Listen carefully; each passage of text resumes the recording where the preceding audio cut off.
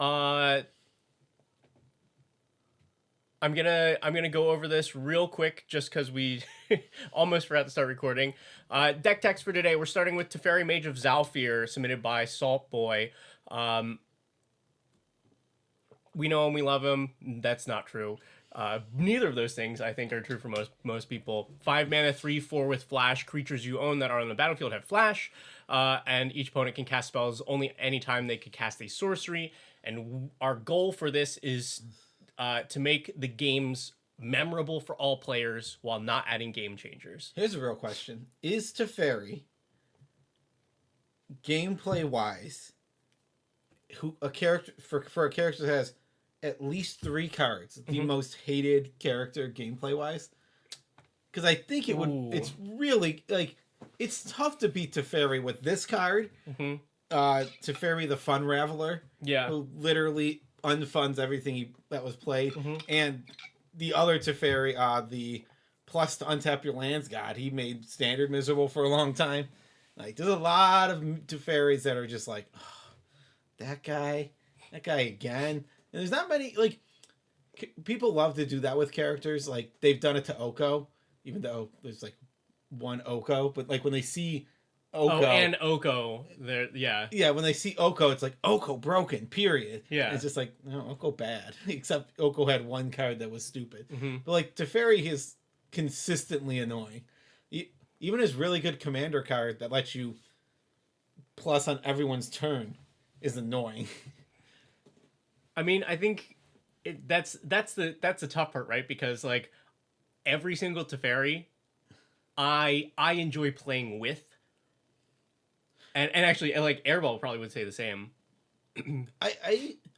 I so the one I would just disagree with, especially for 60 cover, is Teferi the Time Raveler. I think that card is just actually miserable. I mean I agree, but I agree with that statement. That's a different statement though. I'm saying for a lot of players, playing that card in their deck is fun. No, those players are wrong. They're just wrong. Like you like the 5 mana Teferi. That's though he's super annoying to play against. I could see why it'd be fun. The stupid one just doesn't have anything fun. He's just so lame. He's Time Raveler is so unfun. But hold those thoughts because when we get through the deck, then we have to figure out we have to assess some memorability factor for this play style. So yeah, we have a lot of stuff that plays really well into casting stuff on our opponent's turns, and then we also have these collection of like this effect. So we have Summon Leviathan, Cyclone Summoner, Scourge of Fleets, all which bounce big chunk of thing. Like Scourge of Fleets and Leviathan are pretty much all creatures, and Cyclone Summoner is permanence. Besides lands, And giants and wizards, right?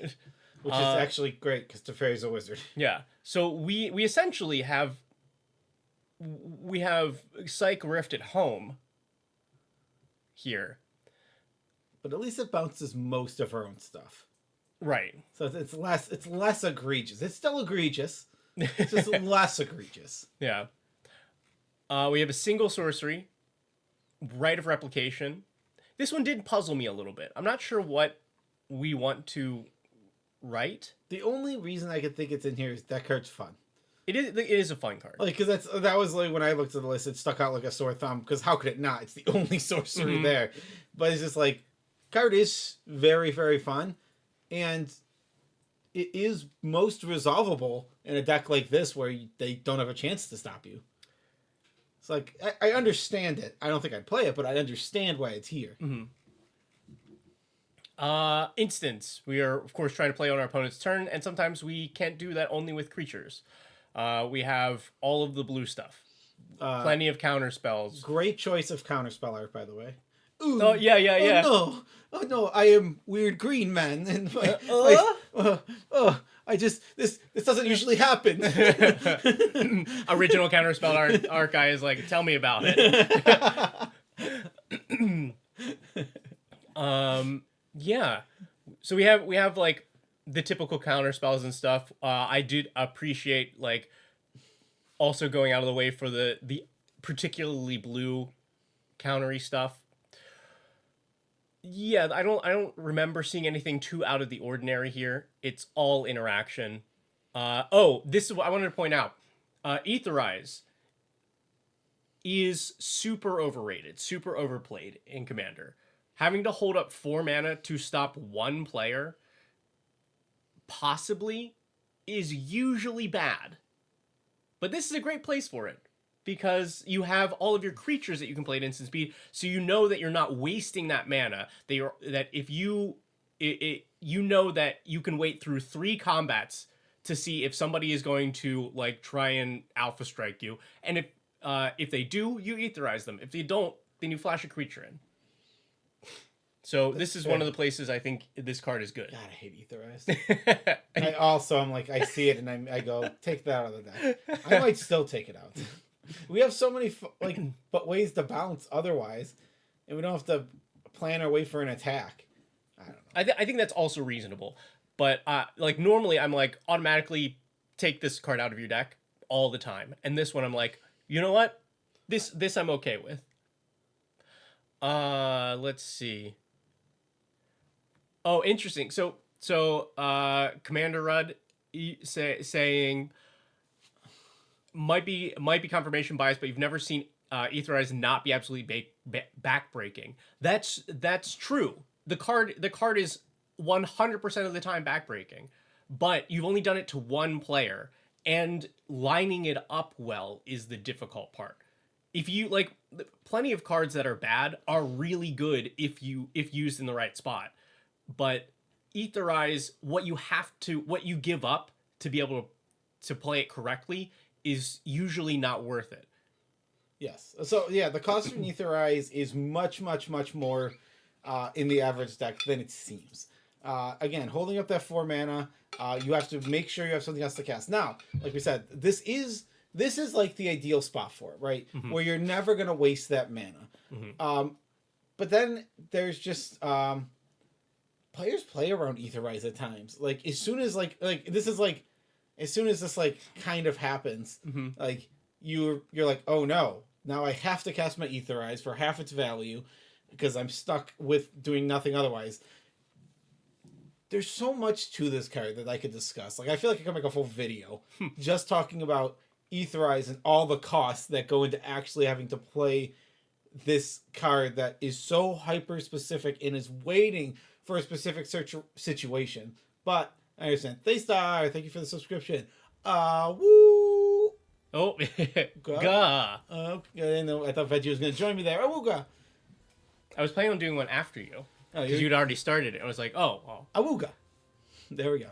Yeah, I feel the same about Ether Spouts. I also don't enjoy playing Ether Spouts. They're just too hyper specific. But I agree with Veggie. Mm-hmm. If there's a home for those cards, that home is this deck. Yes. Artifacts, it's all ramp. Cool. We have 2 enchantments. We have Arcane Lab, the OG rule of law, 1 spell per turn for each player, and Propaganda. We'll come back to those. There we go. And we have lands. I do have thoughts about those. That's the deck. So I'm going to start here because our challenge again is focus on the fun and making memorable games for all players. I think that is a tough challenge for what is essentially a stacks deck. Yes, I think you have to try your best to make this less stacksy, was my thought. I read that note of yours, and I immediately thought, if Teferi is the only thing really stacksing, mm-hmm. It's annoying. I'm not going to deny it being annoying. Yeah. But it's a lot less annoying than when you're combining it with things that might be frustrating, like Fate Spinner. Yeah, you have the Propaganda and the Arcane Lab. This specifically is the card that sticks out like a sore thumb. Mm-hmm. If you're looking to make for a fun, more interactive game, this is the card I would avoid. Like this is a great card. It's a great card in this deck. It fits perfectly. Like if you didn't use the word you want those fun big plays, mm-hmm. then I would say keep this 100%. So good. But because you do want those fun big plays, this is going to stymie those a lot. And I just think it's better to cut this from the deck to focus on the experience of all the players, which is what you want. Yeah, because even if we're just looking at Teferi, what this does for the other three people at the table is take out what, to me, is the best part of Magic. If you can only cast at sorcery speed, now we're playing all of those other games that aren't as fun. Like that just turns it into Lorcana. Or any other game where you're not interacting with other players at instant speed. Yeah. And so that inherently makes things less fun. So you then need to figure out, how do I compensate for that? You're starting below average on fun. You have to then really, really go swing the other way to get it. Yeah, I mean, I agree with you 100% on that. It's just like, it's awkward, right? Teferi is just an awkward card to choose and then lead with, I want to make it fun. Yeah. But you can. I mean, it's not undoable. Because you're still looking, like, things can still be fun and memorable if you build, like, with that in mind. I do think this is, I just think it's difficult because what this deck is best at is shutting down what your opponents are trying to do or limiting their options, and then saying no to anything that might stop you from doing your thing. It's funny, I just recorded a video this morning about my Illuge, the Shoreless Sea deck. Mono blue, like, turn your lands into turn any lands into islands and start making free blue mana. And the basic idea was this strategy is really strong of, just interact on each of my opponent's turns until I'm set up and I can do the thing that I want, but it wasn't fun no matter how I built it. Illuge is a meanie. Illuge is a meanie, Matt Daddy, that's for sure. Yeah. So here are some of my thoughts overall on what you could do with a deck like this. I do have one fun idea. Yeah. To throw. Well, you go ahead. I have a fun idea that's about these counter spells that you're specifically mentioning. Okay. Well, I mean, we're here right now. Okay. So we're hearing these counter spells.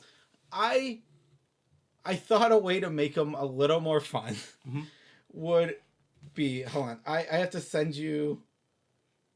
You have to send me something? This Scryfall search I had. Because this is how I found the cards where I'm like, okay, these are silly. Copy. Let's send that to Veggie. Why are you sending it to me? To Decked Out. Oh, yeah. Post it on the... I am confused. Well, this is just a Scryfall search. You didn't want to put in all the... Okay, there we go. Yeah, well, it was very specific. So... Okay, so text includes sacrifice, includes counter target, and card types include creature and color. Okay, blue. Okay. So these are bad counter spells mostly. Some of them are okay, like Glenalange Archmage, great card, like actual great card. But I love the idea of taking the denial and putting it into silly, like, Mausoleum Wanderer versions, like Malevolent Hermit.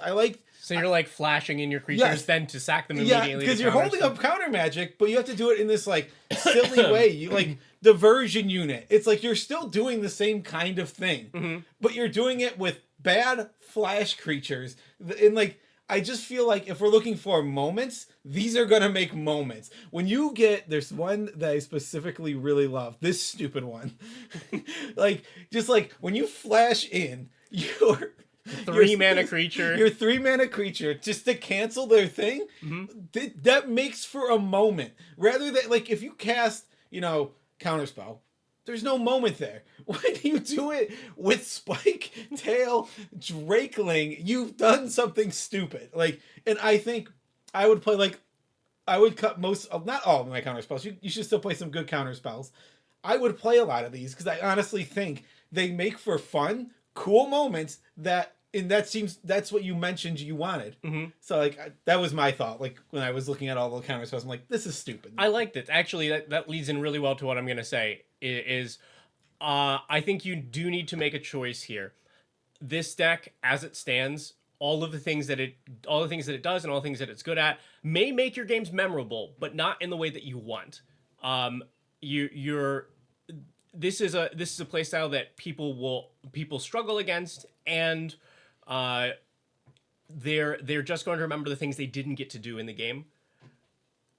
You are just going to have a hard time. There's not like 2 or 3 cards that we can recommend that change the core of this deck, and the core of this deck does not make for, is not like fun and memorable game focused.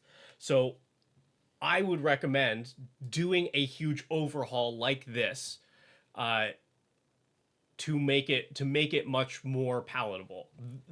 Going silly is a very good way to do it. Like a Teferi, if you sit down and you're like, this is my Teferi Mage of Zhalfir deck, it's only creatures. That is already fun, because they know, okay, it can only be so bad. I know they can't be running Counterspell. They can't be running all these other things. And then even when you get them with stuff, they're like, oh, okay, all right.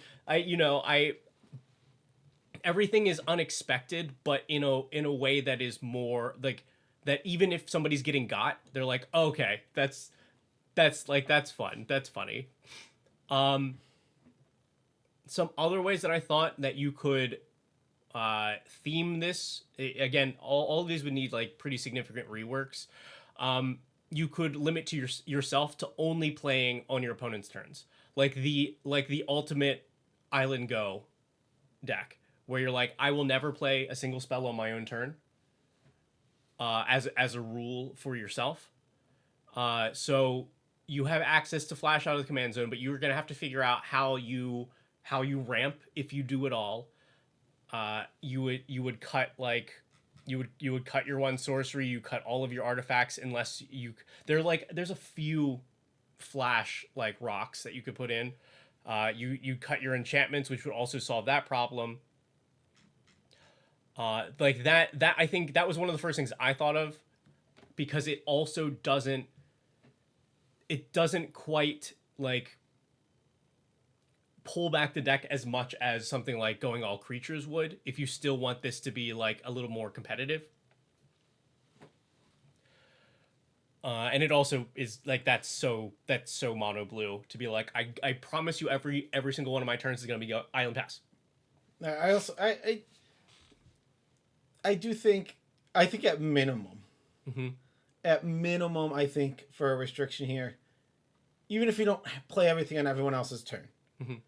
what I would do is still cut all these rocks, still cut these enchantments, still cut the sorcery, and I'd make everything castable. Like you don't need the hard and fast rule, I don't think, of like you're gonna have to play in our place. Mm-hmm. But I like the fact that if the fairy's out, everything in my deck can be played with flash, and like mm-hmm. that. I think that restriction makes for more fun and cool gameplay because I feel like there is some concern, because because if we're doing that switch, what I want to do is put something like an Ornithopter Paradise in here. Mm-hmm. And like that is gonna, if we only cast on our opponent's turn, that card sucks. Yeah. But if we allow ourselves to like play that kind of stuff early, then it can make for a deck that actually kind of functions. Yeah.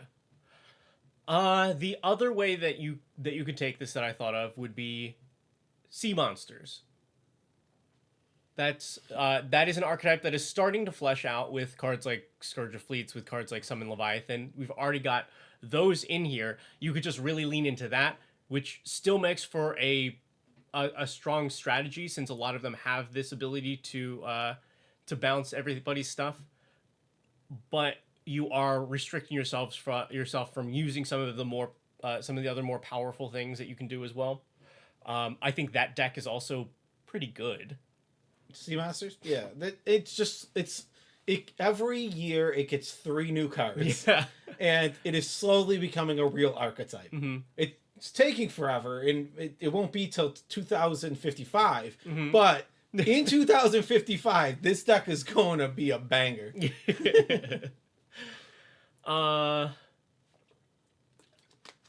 Yeah, that's like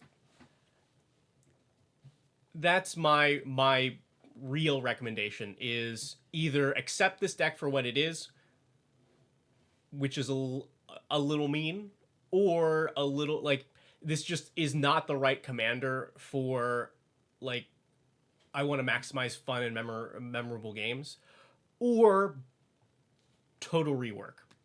Yeah, I just think of what the average game is going to look like with this deck. Think of what you're denying your opponents. Now, the key is you are denying your opponents playing stuff at sorcery speed, which or at instant speed, preventing interaction in a lot of ways, which makes for a lot more unfun games. So how can you make up for that? Well, your deck is fun. Your deck is silly. And even though your commander is a bit mean, what are you going to flash in? A sea monster? What are you going to flash in? Drake Hatchling? Right. That's the one that costs 2 mana. It's the same card, but it costs 2 mana and only counters 1.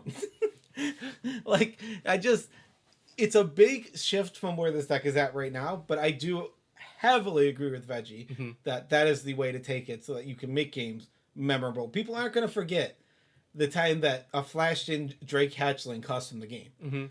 Because that shit's hilarious. So I didn't want to totally ignore the rest of the thing. So if you don't change this deck, then I have some recommendations, and I'm actually remembering now that I forgot to follow up on this one thought I had. So we're gonna find out right now. I was definitely hoping there would be more, but I figured this would happen. Part of me, if this wasn't mono blue, you could do this. I would want to make this a monger deck. The mongers. The mongers from Mercadian Masks were a bunch of creatures that had activated abilities that any player could play. So that you'd be like, all right, here's Teferi. You can't cast it instant speed, but I'm going to give you all of these options of things that you can do. But it doesn't work because this is the only monger that is available in blue. This is my Teferi monger deck. Right? I think this is a Triskaidekaphile deck. This is so much Triskaidekaphile deck. Because the problem with this card is that your opponents get a full turn cycle to try and interact with it before you can win. Yes. I just like this guy.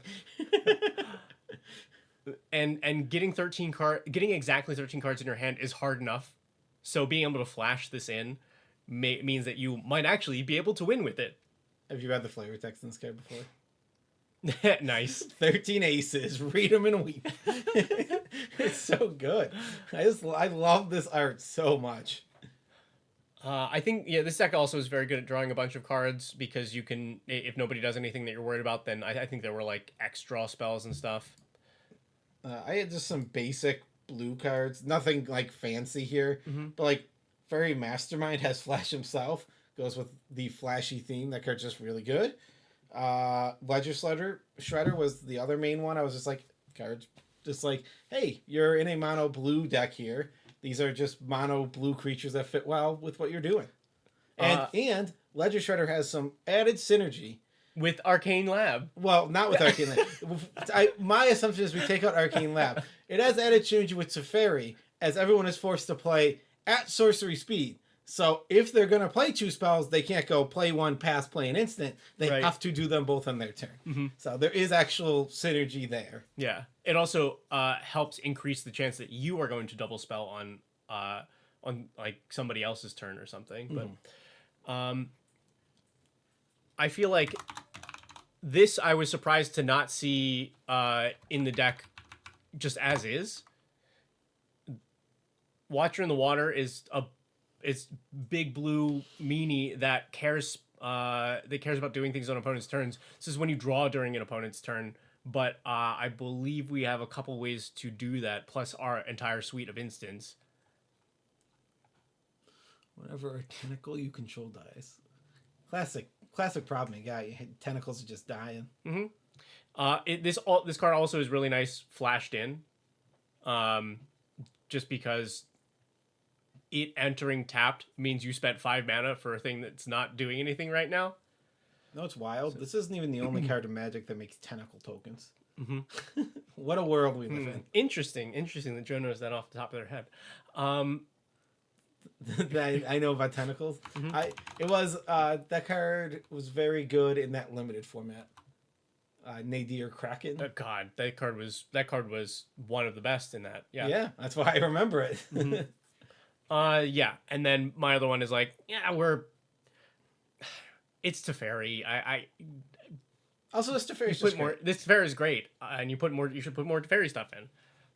This card is so weird, because I stand at a stance where I'm like, if you want to play a Planeswalker, your deck better A, be really good at defending it, or B, it better be really good at defending itself. This isn't either, but because he just keeps going up so high, it becomes a form of defense. It's just like, what if he just was at 5, 6, 7, 8, and it's like, this guy if he does not take damage in 6 turns, he ultimates, which is 2 extra turns. This card is so silly.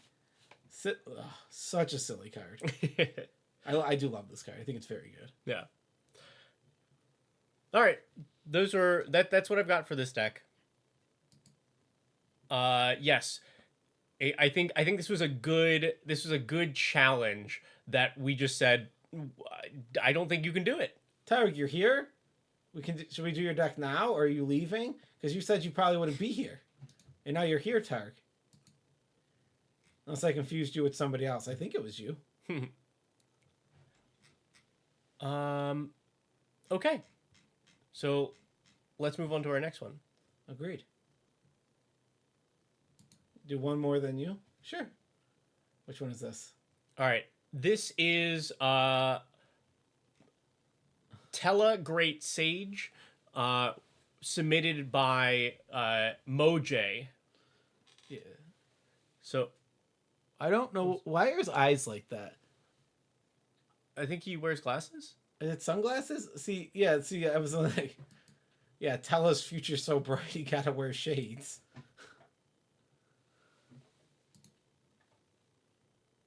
Yeah, he's like little.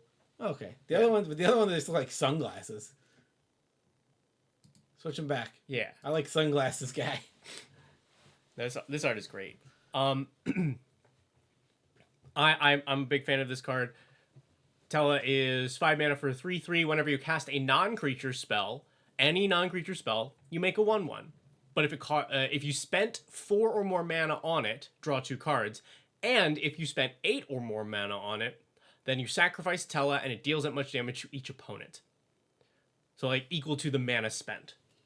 Yeah, this card is great. It's a very cool design, and the fact that he's an overcosted guy, costing 5 mana for a 3/3, makes him incredibly fair, which is why I like this card. It's not this is the kind of card where they would put it on a 2 or 3 mana body and you'd go, what the hell was this?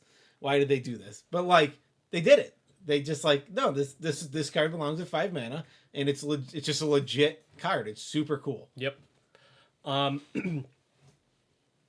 So our notes from Moj, we're trying to build this as a fair Spellslinger deck that does things incrementally and makes use of Tella's trigger to suddenly get a burst of damage. We want to avoid X spells because I find them boring, and instead want to focus on big dumb idiot, that this is in quotes, big dumb idiot instants and sorceries like Explosive Singularity and Rise of the Eldrazi. Also, I want to utilize the funny interaction of flickering or phasing out Tella in response to his trigger so that you don't have to sacrifice, which does work. Yes, it does. Because I also double checked that beforehand. You got a little ketchup on you. Ooh. Just right here. More towards here. No, you're missing. It's just up here. Oh, you just went over. Can you not feel it? No. You got the ketchup on your face. Veggie's just gonna be catched up for the rest. See, the button's working now. See, look. Oh, I like that it's just that one. Okay. Yeah, that one can't be won't attach for whatever reason. Um, okay. I like this. Tell us a pretty new card. And immediately everybody built this as X spells because like it does work really well. You always know that you're able to get like the best part of his trigger that's available to you. So I like that. Hey, Christmas. Uh, I like I like that they're taking this at an approach that's different from what most people are building it as. Let's take a look. We have 5 creatures. I support this. No, I mean, this is you have committed to. This is how I like to build these kind. Hi, I'm new. How does it work? Can I send my deck with a link? And it goes in the queue. Reggie, how do we do that? Huh? Oh, I was prompting you to tell them how they could Get a deck tech. Your inflection had me convinced. No, I was literally I was prompting Veggie. Yeah, I was how like, do we do that? Yeah. Sorry, Veggie, how do we do that? Oh, thank you. Now I know. So Silver Wolf, and for everybody else that's watching, know that we do this every Wednesday, and you can always submit your decks by going to the Ko-fi link down in the other corner of the screen and donating there. It should be on that. It is 30. I mean, a $30 donation of $30 on Ko-fi. You can get your deck tech done today. That is the way to do it. Yeah, that's the way to do it. Or become join on our Patreon, and you will get one monthly. Yes, the Ko-fi is much better to do right now because I don't know there may be some shifting. So there's a lot. We're figuring things. We're always to get your deck tech done. Use Ko-fi link. That is the way to do that. Yes. Also, we encourage you to become a patron for whatever perks that you're able to get there. Yes, to support us. Okay. But also, welcome in, Silver Wolf. We have 5 creatures in the deck, and I love that. Because tell us as non-creature, that's the important part of the deck. I live in a world where I build decks like this. Yep. This is how if you gave me Tella, I'd be like, I better be under 10 creatures. Yeah. I tell you what. Yeah. Tella what? Oh.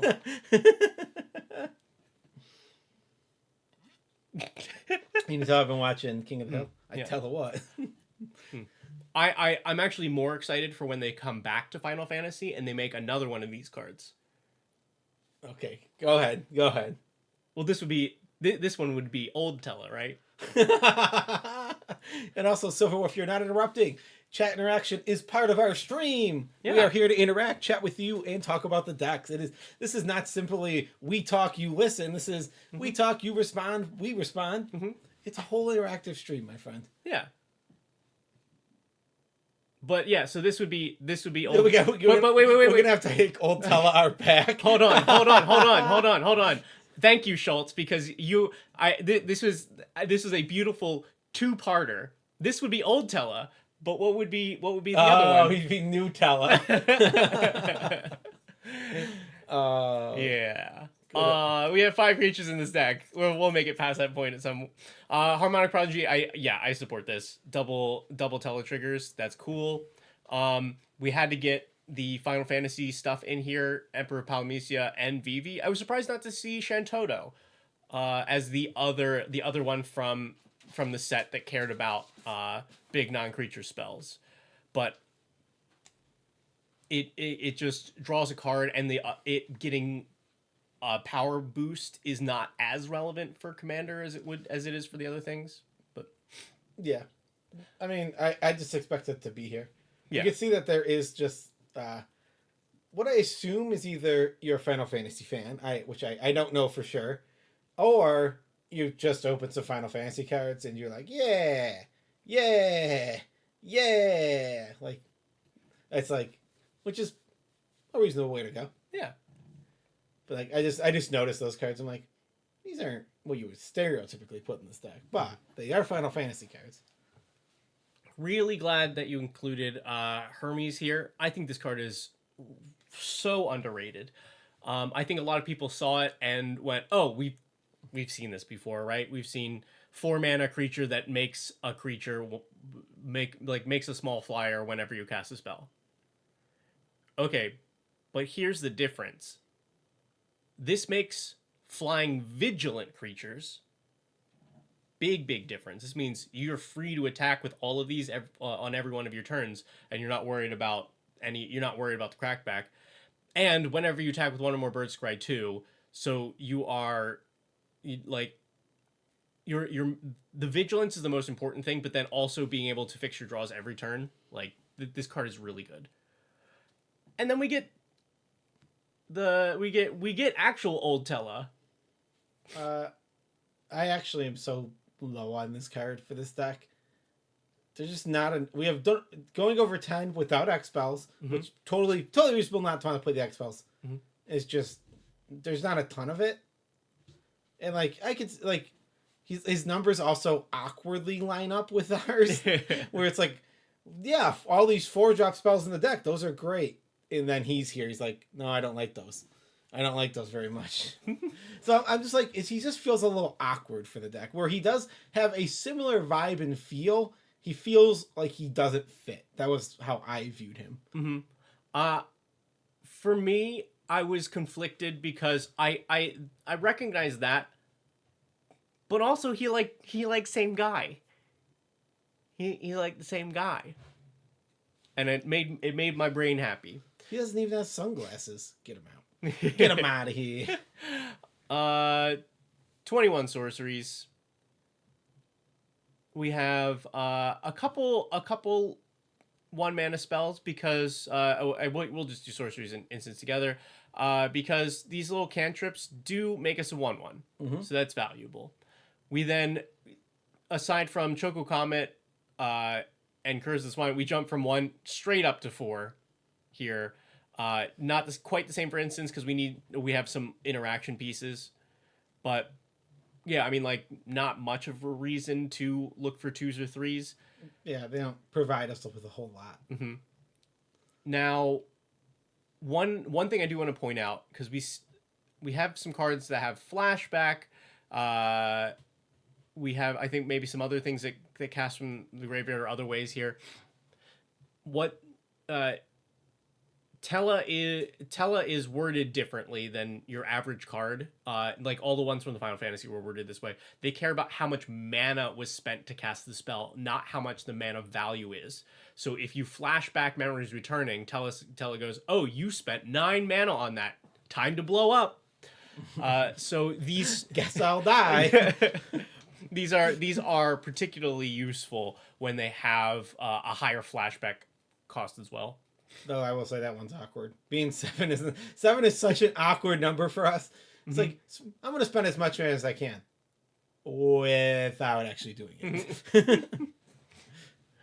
Same thing with Calamity Cinders. It's just 7 mana. And Brass's Fire. I'm not saying you shouldn't play these cards. You're just like, they sit in that awkward 7 CMC where it's like, oh. Yeah.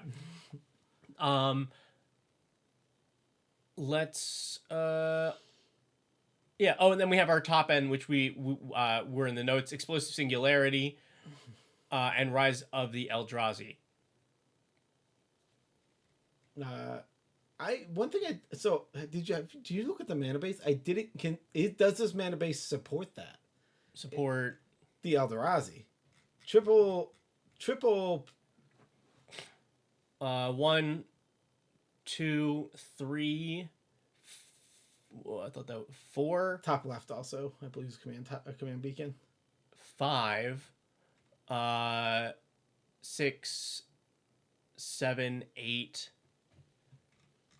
Yeah, there's only 8 sources of colorless. Yeah, you're gonna have to make more of an effort for that if you want to consistently be able to cast it. So look for more mana rocks that produce colorless. You're a 2-color deck, so you don't need to be super focused on making pips. And this deck just wants to have a lot of mana. Like, toss in, Thran Dynamo and other, like, bigger colorless rocks. But yeah, you like things like Therian Dynamo a lot because Therian Dynamo, Worn Power Stone. Well, like, but the Therian Dynamo specifically, is 4 mana. Is 4 mana and makes you 3 mana to do something else within the turn, just like something our deck really, really wants to do. Yeah. So yeah, I would definitely focus on getting those three pips impossible. Well, it's not 3 black pips. That's totally different. Yeah, 3 black pips actually impossible. You could never cast that. But 3 colorless pips, we can figure that out. So I just want to point out some individual cards because like this is a lot of what you would expect. It's either cheap interaction or larger spells that trigger Tela. Battle Hymn is kind of cute here because I like rituals being in this deck as a way to both get multiple triggers and produce the mana that we need to cast bigger things. But Tela constantly makes 1/1s, so the Battle Hymn does end up being sizable because your 1/1s are probably not going anywhere. Yep. You're allowed to suggest cards in chat. You don't have to say like, "Oh, I can't do it because it's my deck." If you have a card suggestion, throw it out. We're always willing to. Yeah. It's good. It makes for good discussion points. We love cards being thrown, like Invasion of Segovia. Yeah, it's a super cool card in this deck. Yeah. Can just comes down, makes 2/2s, and then all of your stuff has Convoke. Right, is what it does. Yeah, when you flip it. Yeah. And you like untap stuff at your end step. But yeah, you make 2 little Kraken. Now hold that thought. Okay. Hold that thought because that's one of my first things I want to address as once we go through. So I like the Battle Hymn here. I also do really like the idea, they pointed this out in the notes, of using stuff like Essence Flux or Slip Out the Back in response to Tela's own trigger, so that when it goes to sacrifice itself, it doesn't. But it still does the damage because of the way that it's worded. I think it's a lot of fun. I really like that. I just want to throw it out. I love Sudden Substitution. God, I love this card so much. You exchange control of target non-creature spell and target creature. Then the spell's controller may choose new targets for it. Yes, please. Right? It's also really good here because it's 4 mana, and you know that you always have expendable 1/1 do nothing creatures. I mean, I also just, this card can just also ruin someone's plan. You don't need it to switch it with your creature. Yeah. You can give away a Chroma's Will for the win. No, actually, they'll cast a Chroma's Will. I didn't have any creatures this time, but here you can have their commander, for example. Like. Yeah. Okay. Yeah, and then the vanishing is another way on board to be able to do this. Okay. All right. So we've got generally what's in this deck and what this deck does. So you mentioned I really want to throw Invasion of Segovia in here, which gives all your stuff Convoke. We also have like Calamity of Cinders, which has Convoke. We have Treasure Cruise, which delves. We have Blasphemous Act, which reduces its cost. Explosive Singularity, which reduces its cost. Be careful, because these change the amount of mana that you are paying. If you convoke a spell, that is like if I convoke Calamity of Cinders, Tela says, "Oh, you spent less mana on this. This is not a 7 mana. This is a 7 mana value spell, and I don't care. I just care how much actual mana that you spent on it." So you have to keep that in mind for how much you are convoking.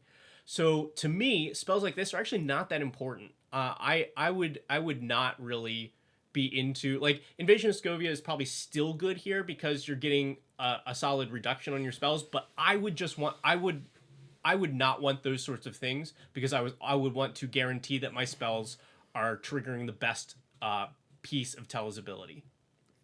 Well, so okay, this card is like, I'm not like, this is, I think I'm like 95% sure, right? Because I just believe you. But this card is, Convoke is worded so weird. that it does not seem intuitive. Yeah. That it wouldn't. It like implies that it is paying mana, while not paying mana. Just reading this right now, because I'm like, oh, let me just look at the wording, and it's like, Yeah. I could see how confusing that could easily get. Right. It's like it pays for 1. Well, if you're paying for 1, that's mana. Convoke does pay mana still though. No. Here's the distinction. It pays 4 mana, but it does not pay mana. You're not tapping these creatures for mana. You're tapping them, and that pays 4 mana. If that makes sense. It doesn't, but that's Magic rules, right? Right. Half of the time they don't if the make thing sense. that I've spoken makes sense, not if the overall concept of how this should work goes. What's Recursion Orb? You love Resurrection Orb. Resurrection Orb. It's an equipment, I believe, that you can put on a thing, and then if it dies, it just comes back. Yeah, it reduces the amount of mana paid, but it does not reduce the cost, the actual like mana value or the CMC of the spell. Yes, and Tella cares about how much mana you spent. Yeah, the Final Fantasy cards are very, very particular, in that they care how much was spent. Yeah, I will say. So we're just talking about some stuff right here. Mm-hmm. I personally, you said you don't like the X spells. I would literally cut all of them. I would just be like, this is not the X spell deck. Mm-hmm. Full stop, and I got none of them in here. I like committing.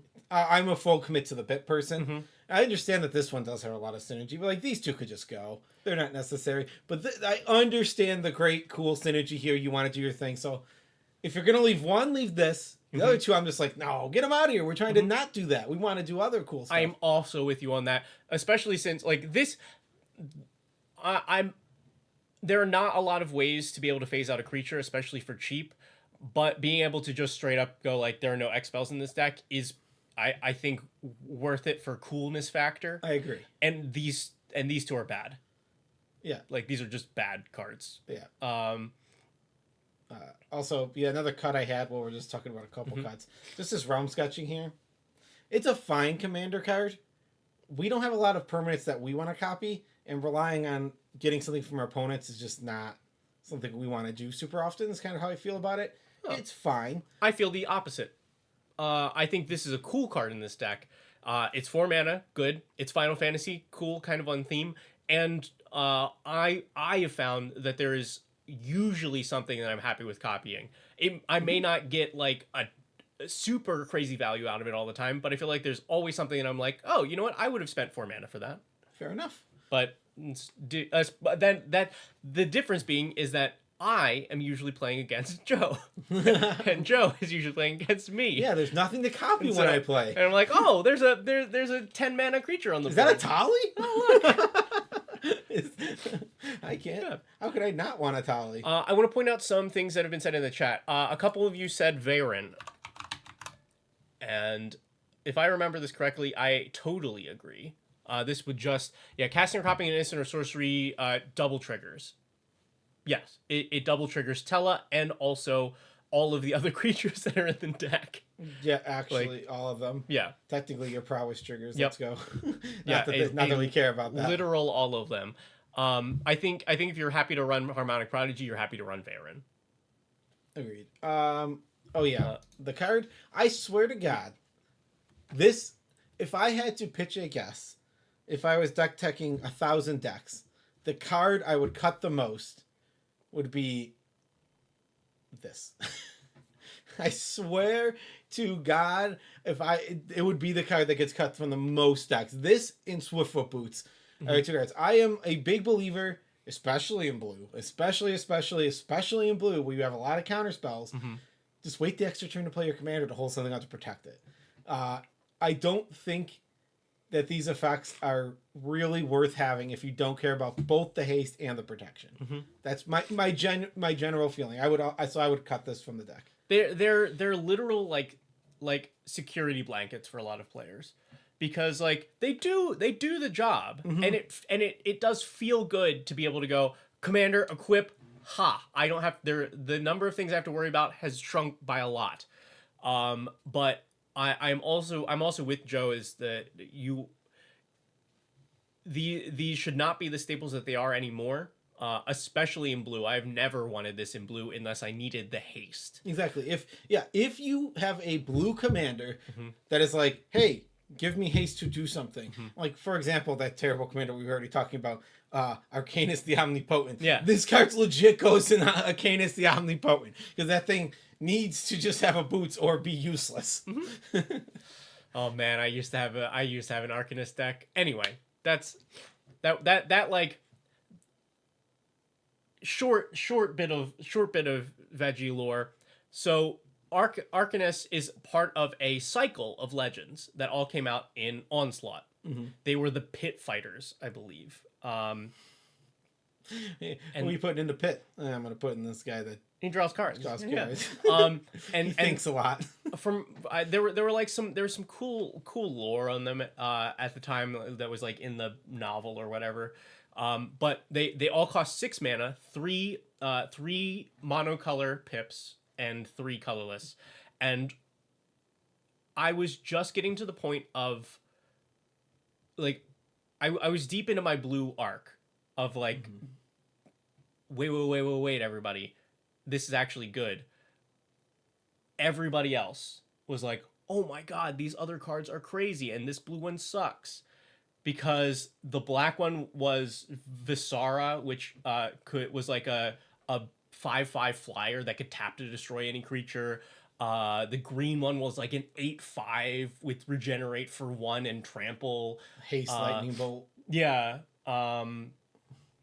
There was because that one was the actual pit fighter, right? Kamal pit fighter. Oh no, not Kamal. Red, well, first of all, Kamal was red. The red pit fighter, I think, was Rorix.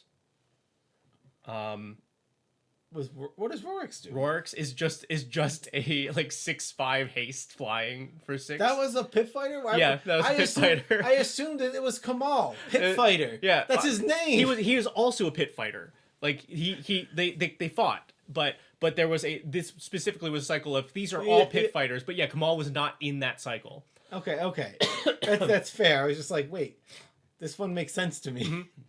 Because he also cost 6. Yeah, he cost 6 and 3 red, I believe. 2 red. Same thing. But yeah, close enough. Yeah, all of the other ones like to your casual player seemed so much better. I think like the white one could give protection from anything, and then the red one was I'm big and I fly.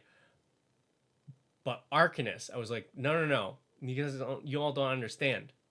You don't understand. Draw 3 cards, so good. Also meant that nobody ever killed it. So, and then 2 sets later, Peminzara came out and was like, let me just ancestral call whenever I want. But yeah, that was like a pivotal moment and like, wait a minute.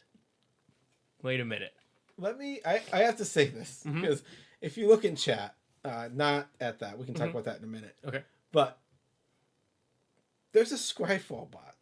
Yeah. That you can get for the channel. Look, why do we not have it? You like I know from the past why we didn't have it because Nerd Girl just didn't. Oh, I was gonna say, yeah, that's it. We have because it's the most Nerd Girl thing ever, where she's like, well, this is not important to me. All the cards that you all are searching for, I don't need to know these things. I just need to know the 10 limited cards that are on the screen right now that I'm using to beat my opponent with. And so like that's yeah. Yeah, it's just like we should probably implement that at some point. It's a nice little thing to have. I agree. And also the bot is so rude to that. I mean, if we're gonna keep the bot, then it's gotta still have the attitude. The bot goes, go look it up on Scryfall, dunce cap. Yeah. It's so rude. We got a sassy stream elements bot. I almost want to bring back on my old stream. I had a depressed stream bot. You had Sad Robot, right? Yeah, it was Sad Robot. So I just made them all as if it was like yeah. Anyway, we're doing Tella right now. Is what we're working on. Yes. Okay. So yeah. Oh, the other one that people pointed, I saw in chat, and this was, I think, my very first ad to this deck in general, is Sorcerer class. What? Holy crap, is this card good in this deck? I love me a Sorcerer class. Right? So, enter, draw 2 cards, get discard 2 cards, who cares? Level it up. Creatures you control can tap for mana to spend on instants and sorceries. Whoo! You mean all of those little 1/1s that we've been making can now cast like half of our deck? Almost half of our deck? Yes. This is a good segue to something I actually have a thought on. If we're going to play things like this, if we're going to play Battle Hymn, we should play, and I'm not saying a ton more, we should play a couple Young Pyromancer, third path class, iconoclast, whatever his name is. Just a couple more. I'm not saying like the deck needs 15, but 2, 3 more, just as like a backup plan. So like cards like this aren't dead when Tella has, been both bolted twice. It's like, oh, okay, that's going to happen some games. So having a little bit of a backup plan for all the cards that care about creatures, I think, is a nice little thing to have. Because we do have one here, but that's it. We do have one. Right. So yeah, I would throw in 1 or 2 more. Yeah. It's good insurance against like you are going to need blockers. Like people will come after you once you've got your stuff online. Let's see. I also have the suggestion. Just a couple. I would also put in a pinger or 2, also as a backup plan. The gutter snipe kind of stuff. Yeah, not a ton of them. I'm saying like I would take this 5 creatures up to 9. That's just to get a couple more things. Yeah, I mean, or you can run the ring one. Oh, the ring one is Fiery Inscription. I like Fiery Inscription. It's a non-creature. Because that's a non-creature. I like that one a lot more actually. So yeah, if anything, but like those were just like quick like backup plans. I also have some cool cards here. Like I never suggest Planeswalkers, but this rail is so cool. Yeah. Boop. I love this guy. He just gets loyalty when you cast spells. He pluses to make cards, and he can draw some cards. I just think his card's so cool. I don't think he's great. And I'm not like, this is the best card for Tella. But he's 4 mana. He's non-creature. He gets you that trigger. Comes down. Makes a prowess creature. Each turn that can be pumped up through this. Is the card perfect for the deck? No. But I think... Maybe this is me... living vicariously because I don't build Spellslinger decks, but like this is a Spellslinger card that like this is just a card that you would like to play. It just like sticks out to me. It's like, oh, what a cool card! What a cool Spellslinger card! I can't play it because I don't play Spellslinger, but what a cool card! Yeah, it is a very cool card. I think it's kind of mid for this deck, but you're mid. We're trying to cast like one big spell. I know. The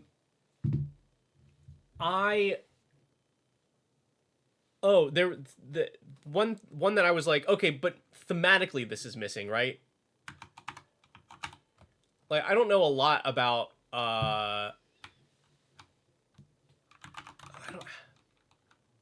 there we go. Yeah. I don't know a lot about Final Fantasy, but this is like one of the few things I know.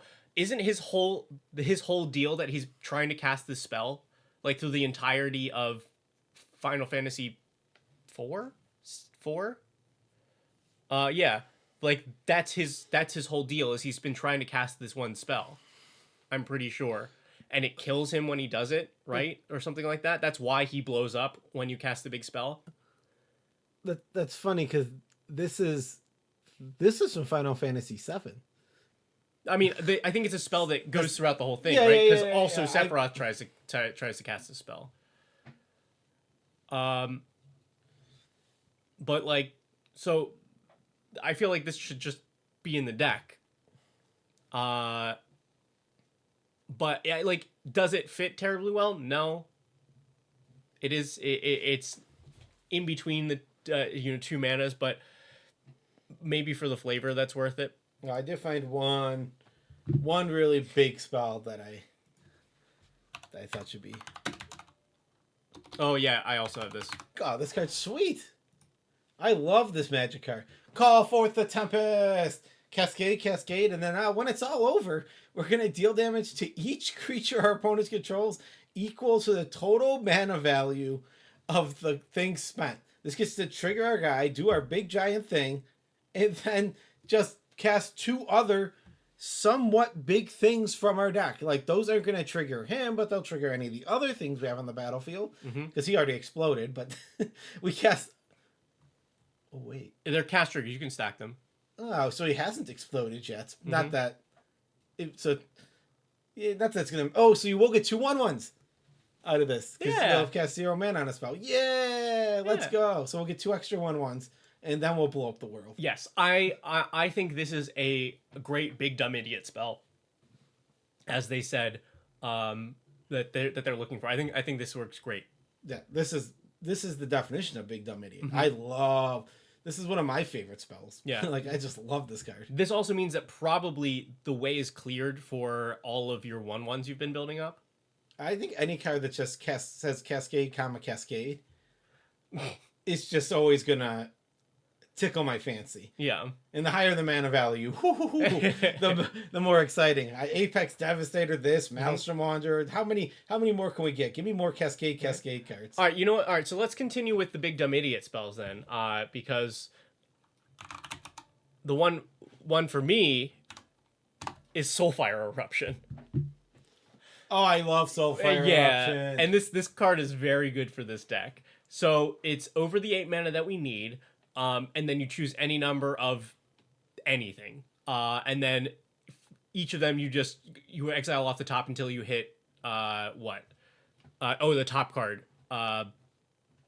So you get a bunch of impulse draw until next turn, but also your deck is filled with big cost spells.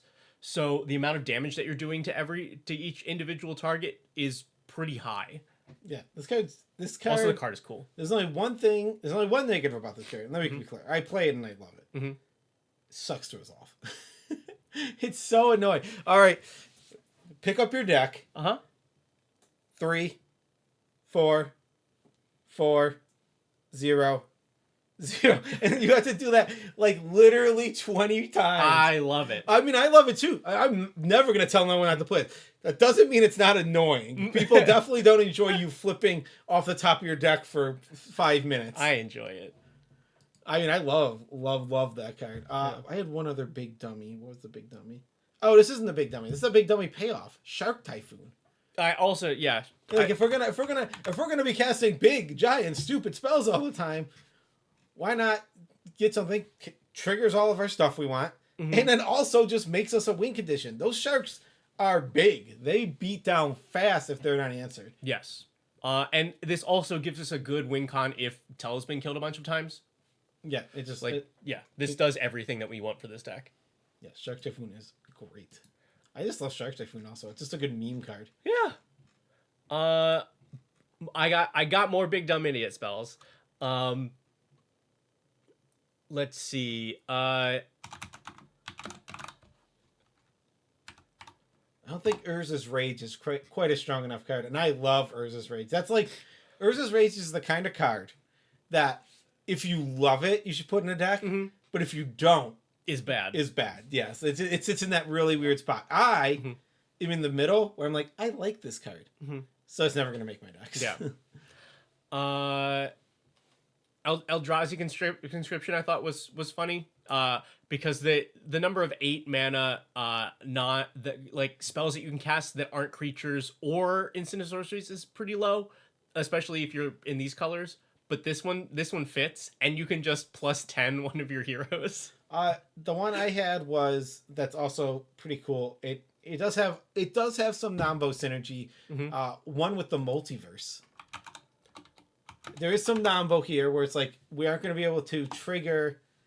We aren't but this big thing is going to trigger our Tella. We're going to do the thing, right? But then the free spells aren't going to do a lot of the stuff we want them to do. True, we did just blow up Tella. But we did just blow up Tella, and we just have stupid things to keep casting. We might it's not like we need all of them to cost mana for Tella, so you can just keep casting spells. I think this is a great way to just hey, our deck's full of dumb, stupid stuff. What's a way that we can cast some of it for free? Mm-hmm. Yeah, I can support that. Let's see, what other big dumb idiot spells did I have? Big dumb idiot spells. I'm enjoying which ones you. Wow.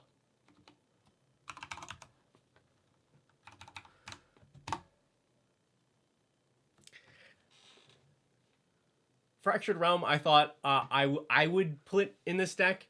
It's super win more, but it is if you play the right side of it, it doubles triggers of permanents you control. So it does double tele triggers, and it's a non-creature that costs a lot.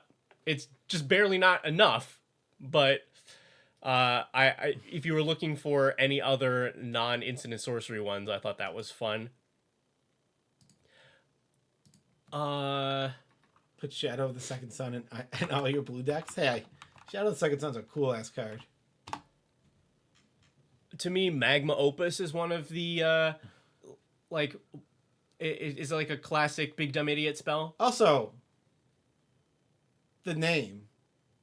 Right. Like it's a great. That's a if you're gonna cast a spell that's gonna set off Tela. Right. It can be his Magma Opus. Yeah.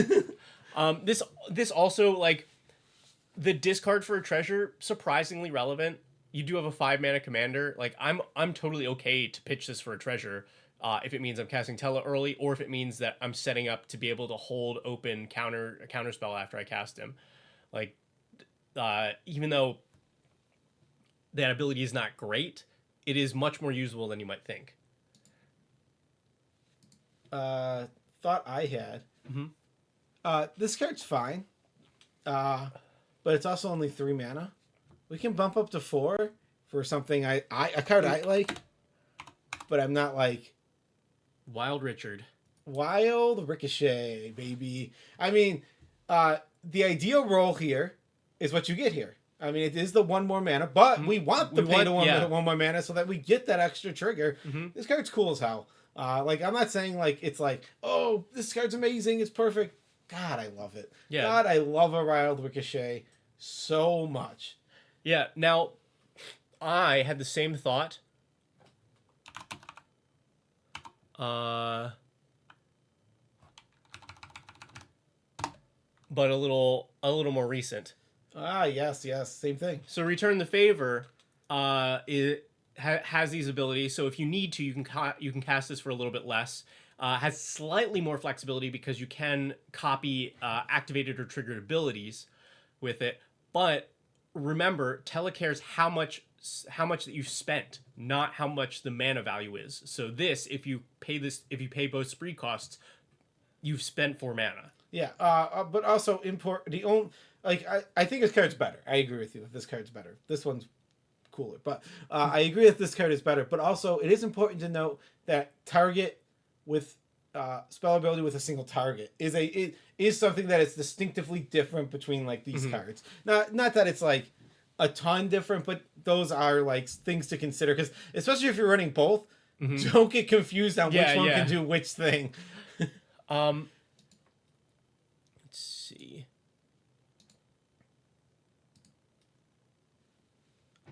Oh, the last one that I had, because you were talking about nightmares to resolve. Oh, I mean, like, it feels very right for this deck. This is, period, and I'm not a Spellslinger player, my favorite Spellslinger card. Like, if I have any sort of deck that is Spellslinger, this will always be in there. I absolutely love this as a finisher. I think it's stupid. It's over the top. And what I love about it even more is that it requires the whole game to go off. Keep going. I'm just going to see if I can put this down here. It requires the whole game to go off without a hitch. It's it should be add wheel 2, I believe. No, add wheel bonus add. There you go. There we go. Okay. It requires you to play Magic to get there, which is not hard. But then You just have to hope that you don't catch the stray Bajuka Bog. Because sometimes you catch the stray Bajuka Bog and you're like, no! I had my thing! I was gonna do the thing! But the card is awesome. I love Mizzix Mastery. Yeah. You know what was wild? It was one of the best... It wasn't called bonus sheet back then. Special gas, but whatever it was called. It was one of the best like bonus sheet cards from Strixhaven. Because of the way the format was set up with like the discards, spells into the graveyard, and then wasn't it just in Final Fantasy 2, right? And it sucked. I think it was also a bonus sheet Final Fantasy card, but it was unplayable nonsense. It's just really funny how two limited formats can like differ so much that like this card is like wow, right from best card one of the best cards in the format to garbage. This also like relevant that it costs 4 mana normally. Teller's middle level, and if you overload it for 8, you've spent 8 mana for the spell. It blows Tella up. Yes. Yeah. I mean, this card's dumb. Yeah. This is the ultimate win thing. A really important note about Mizzix Mastery is simply the fact that the card Wildfire, get out of your target. Is simply the fact that the card recast all those spells. Because when you copy things off the stack specifically, you don't recast those. It just creates copies that are there in the air floating that you then do. You don't cast those. Mizzix Mastery has to cast them. So it has to create the copies from this void, cast them. So you do get... So if like you have a VV, there's 10 spells in your graveyard. That's 10 VV triggers. Yep. Like I love the card so much. I think that was it for my big... Insurrection. Wow, you're so cool, Tar. You're so cool. Your deck's gonna be so fun. What is the Parting of the Ways? You know what that is? It's a 6 mana saga that does some casting stuff and time travels, I think. Go back under the stairs where you belong. Yeah, Tyre, who let you out from under the stairs? It suspends a bunch of stuff. We don't want that, though. Yeah, we don't want to cast stuff for free. Yeah, we don't want to... We want to pay... Oh, no, we must have got a raid. This has to be Oh, it hasn't even popped up that we got a raid yet. Oh, they did a good job today. They got a bunch of them. They're in They've been slacking recently. It's only been like 5 of the most dedicated Hounders. Welcome in, Hounders.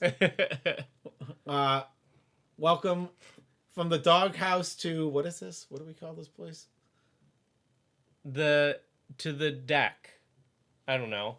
If they're in the doghouse, they were probably already in the yard. No, the dog home, right? It's the dog home. It's specifically not the doghouse. It is when you become a sub, you're part of the dog home. I remember. But thank you, Maul. We love you, friend. Appreciate you so much. We just finished up this deck, I think. All right. Unless you have 1 or 2 more suggestions. I think... okay, so... I just want to make sure... Okay, so we found a bunch more Big Dumb Idiot spells for this deck. Shadow Walker, that's no excuse. That just means you're not a dedicated Hounder. In general, I would run more ramp and more lands in this deck. The whole point of the deck is to cast big spells and act for their actual mana cost. 34 lands is too light, and only a few rocks. We talked earlier about running like Thran Dynamo and stuff so that you can actually cast your Rise of the Eldrazi consistently. But yeah, I would pack this with a lot more ramp, because those also are triggering, even if you get them later, at least you're triggering Tella's first ability. Don't forget to remove stuff like Treasure Cruise and Calamity of Cinders, I think, for other things, because the Delve and Convoke doesn't work the way that you want it to. I will say I would keep this in. I love the synergy with the deck. I love the fact that you can just cast it for 8 mana when you need to. But like, yeah, this, you can just bring this down early. This is one where I was like, Convoke, cool. No, I like it here. Yeah. Like this one I leave in. Yeah, I'm good with that. Also, because it means Oh, yeah, this is too few lands. I didn't notice this. You need 4 more lands. This is a 38 land. oh yeah, yeah, You're trying to go big. yeah. You know the thing I just said. No. So the other thing I like about keeping City on Fire in this deck is that if you've built up enough creatures, it's feasible that in the same turn you can go convoke City on Fire for free or for cheap, cast an 8 mana spell, tell his damage is tripled. So that's just cool. So you definitely keep this one. I think my last one is just a couple cuts. I won't go over too much on them just because I know we'll get. I don't think Impact Tremors is impactful enough here. You've only got one. Your commander makes 1/1s, but you're not making that many 1/1s. Yeah, it's that. It's just kind of mid. Yeah, I would cut this. I would. I know we're looking to do the like blink Tella in response to stuff. I think Ghostly Flicker is too much mana. I would want any of the cheaper ones or just to cut this. Same for Blur. It's just too expensive because if we've got to cast an 8 mana spell and have 3 mana on top of it and only have 34 lands and a couple rocks, we're just not going to get there. I would either just cut these straight up for the other things we recommended or replace them with like there are still plenty more like 2 mana blinks. But Blur does sing song too, which is, a bop. What were the other ones? Pirate's Prize. This card's not good enough. We'll cut that. And we talked about the other ones, cutting the X spells. That's what I've got. This was a cool deck. I really like this commitment to non-creature. Let's put this back in the sideboard. No, my only contribution. Hopefully, hopefully give you some other ideas for some big dumb idiots. Okay. We do love us some big dumb idiots. On to the next one. So, like I said at the beginning of this is like the evolution of Veggie Commander. We started with Mono Blue Teferi. This was like a very early deck that I had, and I totally played it this way of I like doing this, and you all don't get to do things, and that is a thing that I enjoy. Then I evolved to, what if I spell slinger? What if I also add red, and then this has a way to kill people too? I like that. And then from there, I have gotten to this point. So this is a Kaith Famed Mechanist deck. Hello, Lee. Welcome to the chat. Submitted by Targ, who I believe is in the chat right now. Yeah, Choo, we did talk about the triple colorless for the Eldrazi spell earlier. That is something that has to be fixed. We did go over that. Yeah. Kaith is where we are right now. 4 mana for a 3/3, has Fabricate, so you either put a counter on her or make a 1/1 servo when she enters, and then all your non-token creatures also have Fabricate 1. And in addition, she can tap and pay 2 for Populate or Proliferate. Cool. Where this gets very veggie is Targ has built this as a Sid Timeless Artificer deck. And I love this. There are 12 Sids in this deck. Artifact creatures and heroes you control get +1 for each Artificer you control and each Artificer in your graveyard, and you can have any number of them, and they cycle. I have but one complaint. Yes. Now, I don't know what the right number of this stupid card to play is. Right? I don't know how many Sids you're supposed to put in your deck. But I do know that the correct number is 15. There are 15 different Sids. You're 3 off. Just add 3 more Sids and give each one. That was my first thought. Like, literally when I saw this, I'm like, how many Sids are there? There's 15. 15 Sids. Perfect number. It's only 3 more than what you had. Easy pick. 15 Sids is the ideal number. 16. Well, yeah, actually, how many are there? There are 15 unique art Sids. Okay. From looking. Yeah. And then the other Sid. The Sid that is not the Azoria Sid. But Yeah, you could put in that Sid. some of them are like $10. I mean, yeah. Well, we're committing here's the important thing. commit to the bit. Sometimes the bit costs a bit of cash, but you gotta commit to the bit. And you can go to CoolStuffInc to commit to the bit. That's right. That is our sponsor. Use code, which code is MNG. MNG5. MNG5. Use code MNG5 to get 5% off your order and support this channel. Yeah. Commit to the bit. Buy them out of SIDS. Stop yelling at me, Joe. No. Joe is incapable of of the first part that you said, which is stop yelling. All right.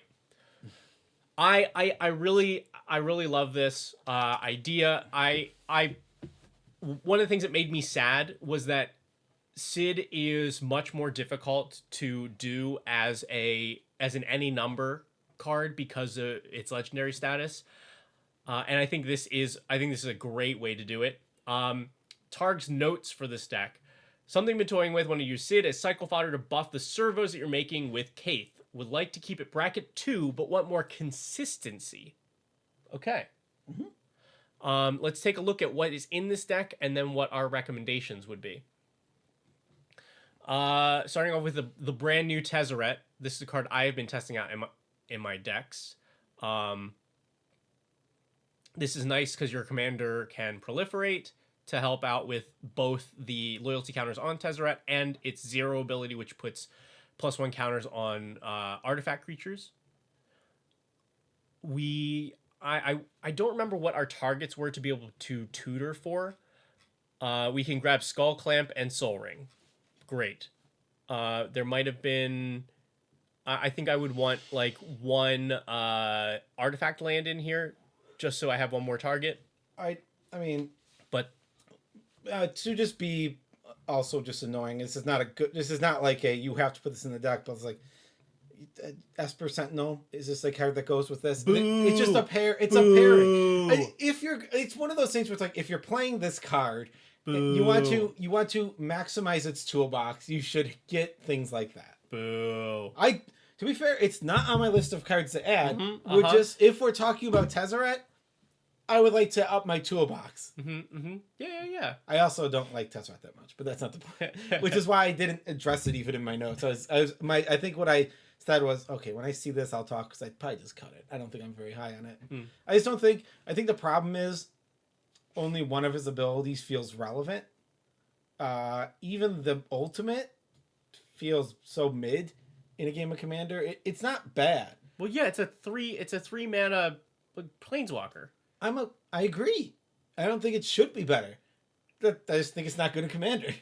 I'm not saying like make this card better. I'm saying I really liked it here, because you're saying that it feels like only one of these abilities matter. I would definitely disagree here. So first of all, it's static or its triggered ability. Whenever an artifact you control enters, you put a loyalty counter on it. That is going to happen so fast in this deck. So even though this is for Matt Daddy, even though the ultimate ability is not that strong, most Planeswalkers just don't get to do theirs. I think you can pretty reasonably get to 7 loyalty on this or more and keep it around. The 0 is great. Untap stuff, put counters on your things, works really well with Kaith. And then the tutor has some relevant targets. I would just like want one or 2 more that were not Esper Sentinel. Fair. All right, creatures. So yeah? just to throw something out there. Oh yeah. How I think about cards like Esper Sentinel. I don't play them often. They are cards that I won't play much. But when I have this artifact centric deck, I really highly consider them more. Because even though I'm not like Esper Sentinel is good, can just go in any white deck. I try not to do that, but when I see it has actual factual synergy with what this deck is doing, Sid pumps his power, like that's when I want to include it. Yeah. Even if Veggie's going to be a button good, I pick a Joe because I'm mean. Hey, I don't do it because I'm mean. I'm doing it because it's easy. And it's fun. To be real, Esper Sentinel is fantastic here and thematic. This is one of the few places where I wouldn't if you were not Joe, I wouldn't Scoff. Yeah. Yeah. I like a lot of the cards that were picked here. So the things that we know that we want we want things that reward our going wide with servos. Mm-hmm. So we've got stuff like Cybermen Patrol to make them extra scary to block. Some classic, we're putting lots of artifacts onto the board, so might as well to convert them into damage. Pump them up, make more. Kappa Cannoneer is really good here. Kappa Cannoneer is really good. Period. Yeah. The card is so good. Mm-hmm. Like, what are they... Like, this is the perfect design, in my opinion, for a big game finisher. Like, it is not so overpowered it always ends the game, but it is hard to remove. It's slow in that, like, even when you're putting 3 or 4 counters on it, it's still just chunky. Right. But what a fair card. And Ward 4, while a lot, is doable. Like, God, I just really love the design on Kappa Cannoneer. Yeah. And the fact that you can cast it for, like, you heard it here, folks. Joe Cherries loves Ward 4. I like Ward 3, I think, more. But Ward 4 is really heavy cost. It's like, there's points where you're approaching hexproof, right? But, like, Ward 3 is like that sweet spot, I feel, where it's like, that's a lot to pay. But also, fair. Fair to pay. Yeah. Let's see. We also, so Sid cares about, so it pumps artifact creatures. We don't have no heroes here, but that's fine. But it wants artificers in play or in your graveyard. There's a lot of artificers here. Like, I'm not going to count them out, but, like, the majority of these creatures are artificers. And it's, I think that's Is like, Master just of well done. Ethereum an artificer? It's not, but it cares about the number of artifacts you control and pumps the team. I think that's pretty solid for it. I'm pretty low on this card. If it was an artificer, I'd like it more, but I am pretty low on this card. He's just kind of doing a bad Sid impression. I mean, I know they get... I am just, in general, I think Master of Ethereum is another card where it's like, if I see it in a deck, it's almost always like, out, go, bye. Whoop. Yeah, I think it's fine. But when we get to cuts, I think that's a reasonable one to put on the chopping block. But I think it's fine here. It's reasonable. Let's see. Yeah, I like a lot of the other team pumps better though. Like Illustrious Wanderglyph is excellent. Oh, what white Tendershoot Dryad. Yeah, it's just it's better Tendershoot Dryad because it just pumps all artifact creatures. Yeah. Like Tendershoot Dryad is like, well, what if I did this very specific creature type that has very little synergy in the whole game? And then it's still fine. It's still good. That card's still amazing. And then it's just like, it was better. Yeah. And Urza. Like... Oh, I do have a note here. I think this card's just bad. Its effect is strong. Its effect is powerful.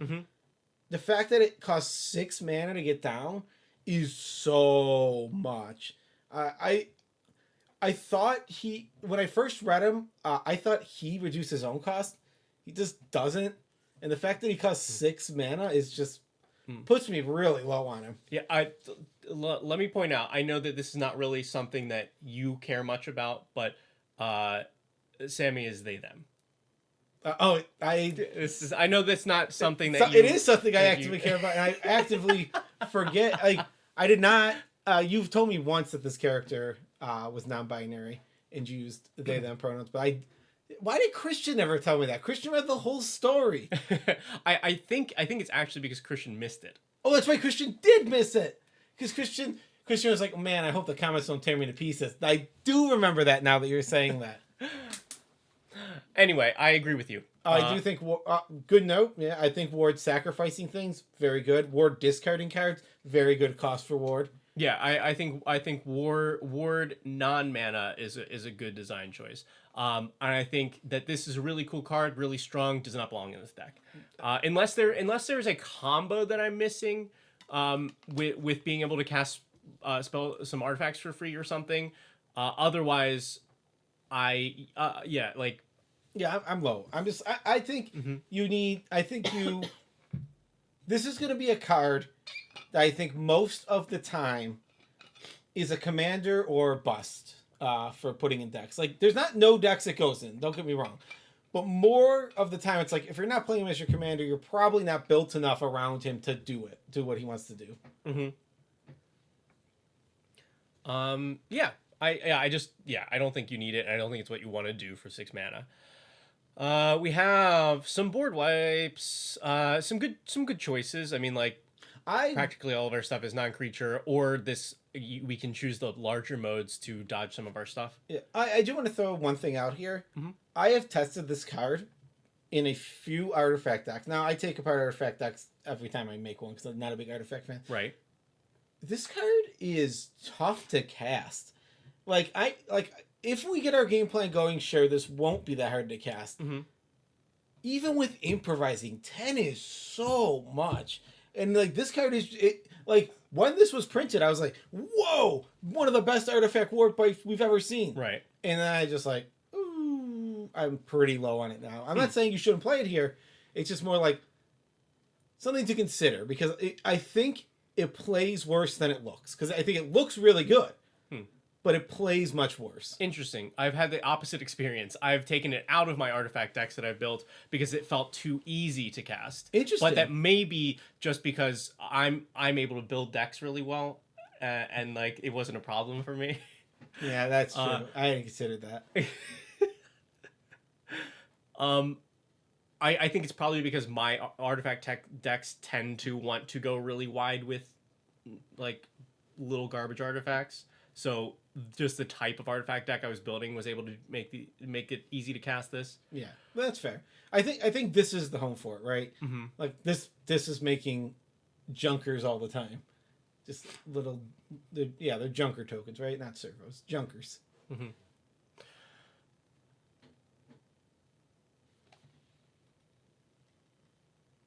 Let's see.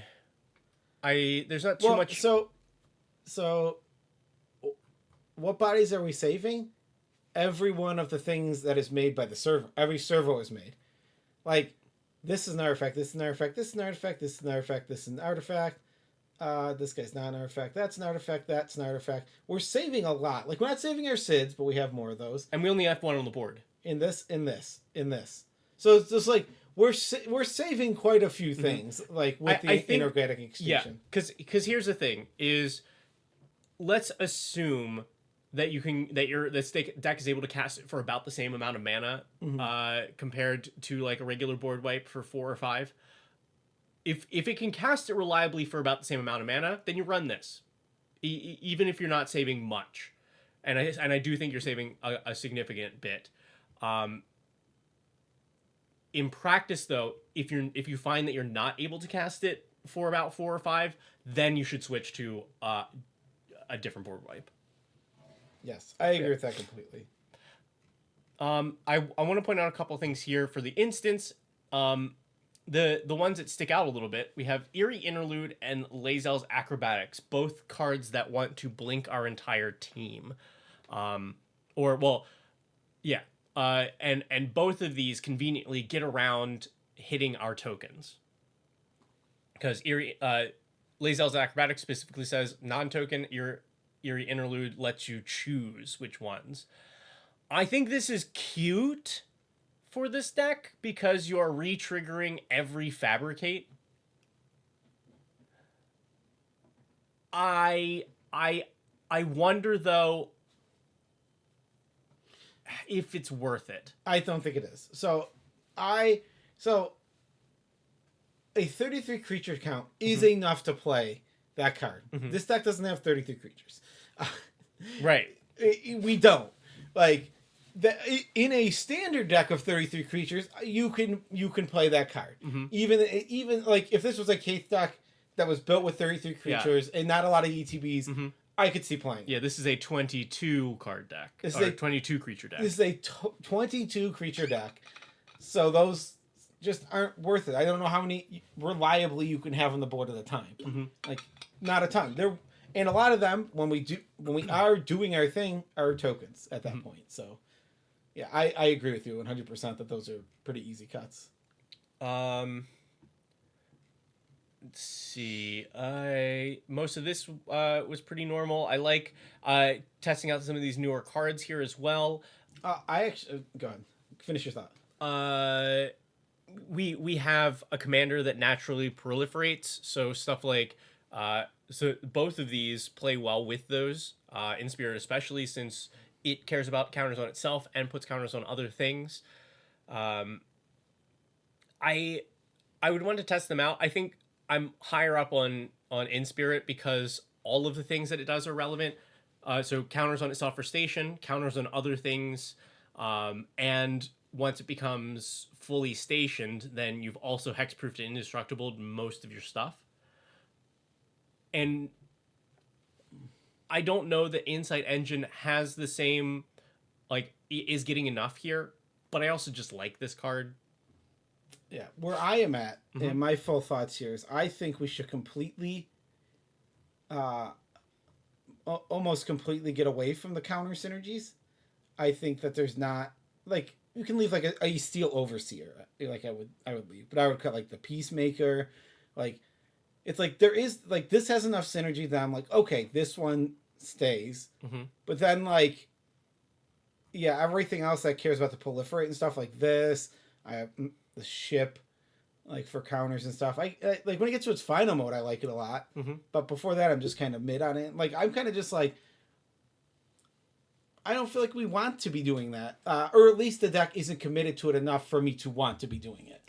Like if it's only one or two cards that are going to go with the proliferate, I don't like that unless, and to reiterate why I like this puts a counter on each of your artifact creatures. So if you have a 5 or 6, that's not a small proliferate. Right. That's a big proliferate. Yeah. Whereas if you draw this, it's like you're gonna pay 2 to proliferate to draw an extra card, and it's just like not a good rate that you're going at.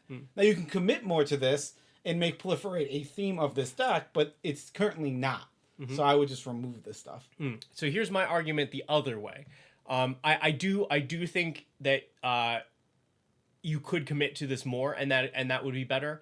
But I do like these in the deck, even if there's not a lot of it, because if we don't have stuff that benefits from proliferate, then I think we're not using the whole last part of Kaith. Because for 2 and a tap, we don't have things that we want to populate. Like, it's not worth it to pay 2 to make a servo. So if we're also not proliferating, then we've missed out on a whole ability that our commander has. So even if there's only a few cards in here that benefit from it, I'm okay with running them if they're impactful and would be happier having more of that. Yeah. I like things like I said, I like Steel Overseer because it lets you take advantage of the proliferate without having to go into like a ton of proliferate. Like you don't need Peacemaker here. Like I don't think this card really fits that well in the deck, personally. But like we just want to work with our commanders proliferate, and that's why we play things like this, and that is enough for me. Whereas I don't feel that way about these cards.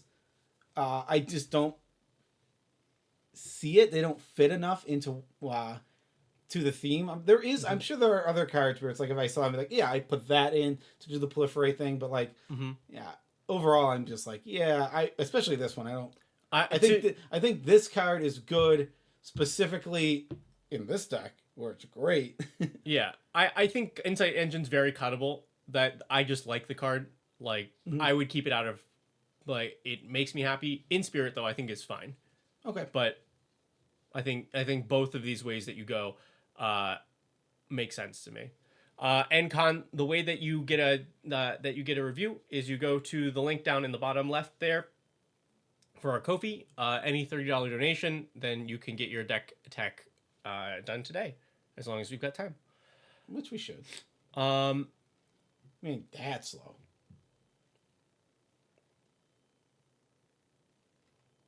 Yeah, okay, we've pretty much made it through the deck here. So we're trying to keep this bracket 2, but make it more consistent.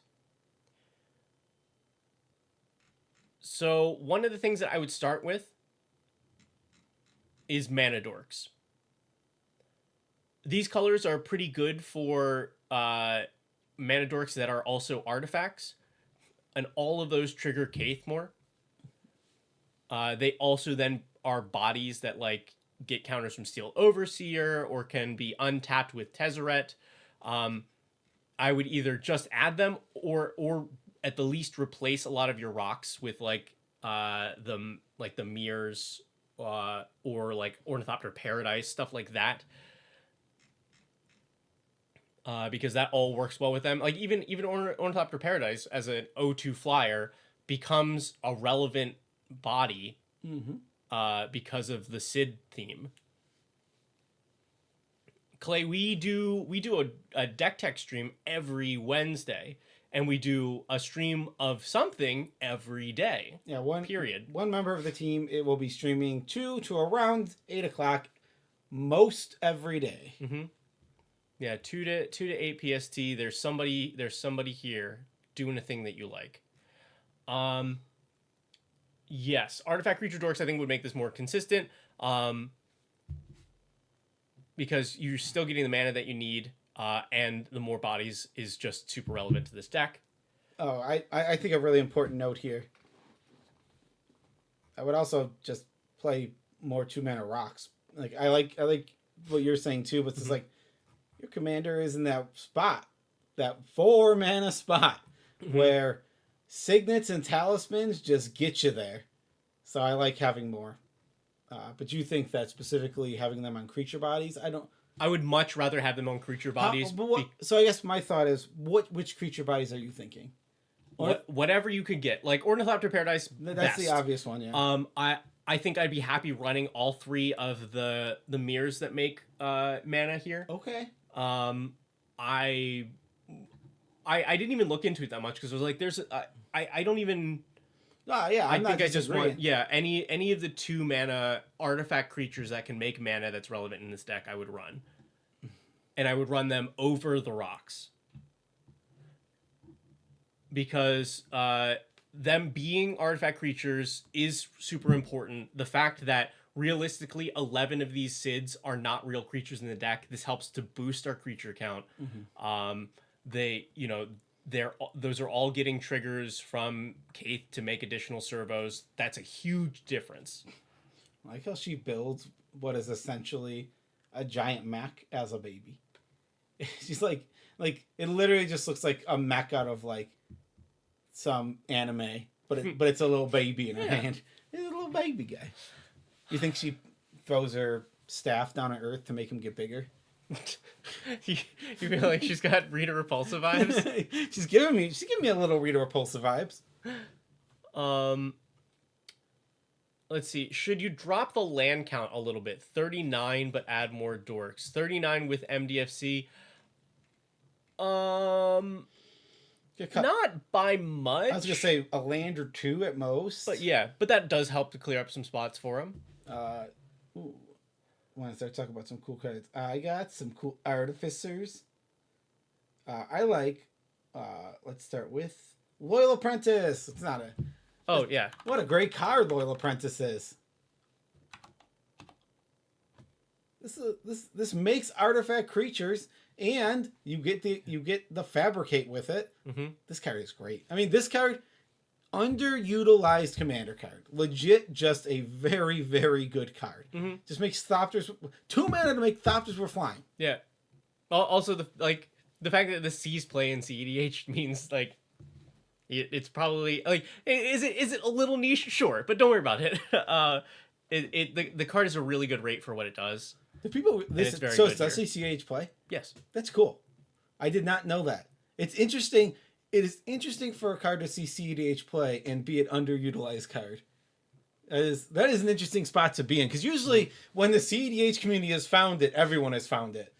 I feel like people just because it's niche in CEDH. Like it's good in the decks that it's good in, and there's not a lot of them. But for a card to be good, period, at that level, like the floor has to be good. Yeah, this card is great. To go kind of along with the Thopter stuff, I love this card. Yeah. Straight up, well, Thopters you control get +1/+1. Like, oh no, but we have servos. But every time that you make a servo, you also make a Thopter. Yep. It's also an artifact creature. Yeah. Well, if you want to make a Thopter, why not just use Brea's Apprentice? I think this is a super underutilized artifact card all the time. Enters, makes you a Thopter, and then you can just tap it to sacrifice, impulse draw, or pump something. You never pump something, you always impulse draw. But like this can just turn all of your low bodies into card draw. I'm honestly, this is another card that, like Loyal Apprentice, I think people sleep on often because it's actually a legit card. Plus you get to the gross see-through bodies of like the the Esper, yeah. But this is in red, so it's not Esper, but also because like that's the Esper who usually have like the bodies like that, right? Yeah. But Brea is 4 colors, right? But she's Esperized red. She's Esper, yeah. She's Esper red, yeah. That's exactly what it is. Let's see. I guess keeping in kind of theme with this.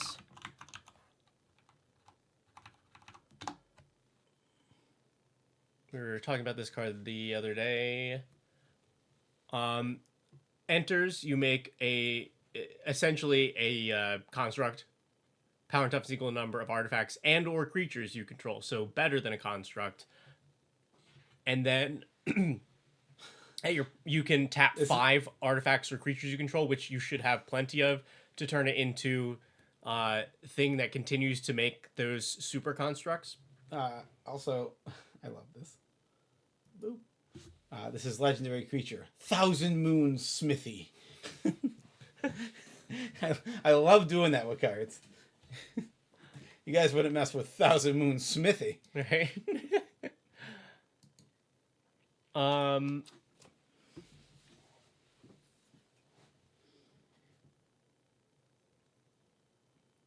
What was I? Oh, okay, yeah.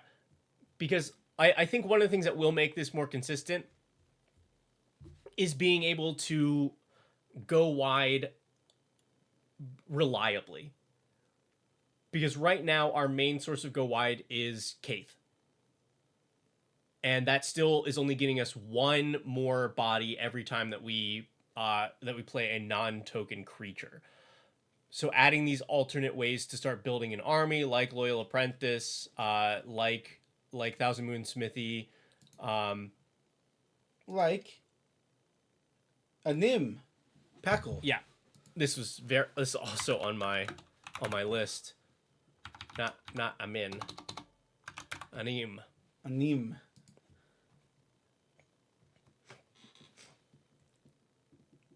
What's so good about this card? That could easily be missed about it. Like honestly, it's super easy to miss. Mm-hmm. She doesn't have to attack. Yeah, it's when you attack. She just doesn't have to attack. I remember the first time like someone did that. I'm like, that card doesn't have to attack. What is this card? The card is so good. Like you send your little chumpers. She makes 2 more little guys, and then you can just send those to her death to make 3 of them. Mm-hmm. It's such a good Magic card. Yeah. And I feel like these 2 usually end up in the same decks. How about Arabella? Oh, would you look at that? Right, yeah. Arabella. Yeah, Anibakal, Arabella, they go hand in hand. This also is an artifact creature. It itself gets pumped, which helps it to reliably swing. Do remember the Nambicity. Yes, it does Nambo. Because once you've got like Sid on the board and stuff, then you suddenly don't have any creatures with power 2 or less. But I think at that point you're fine.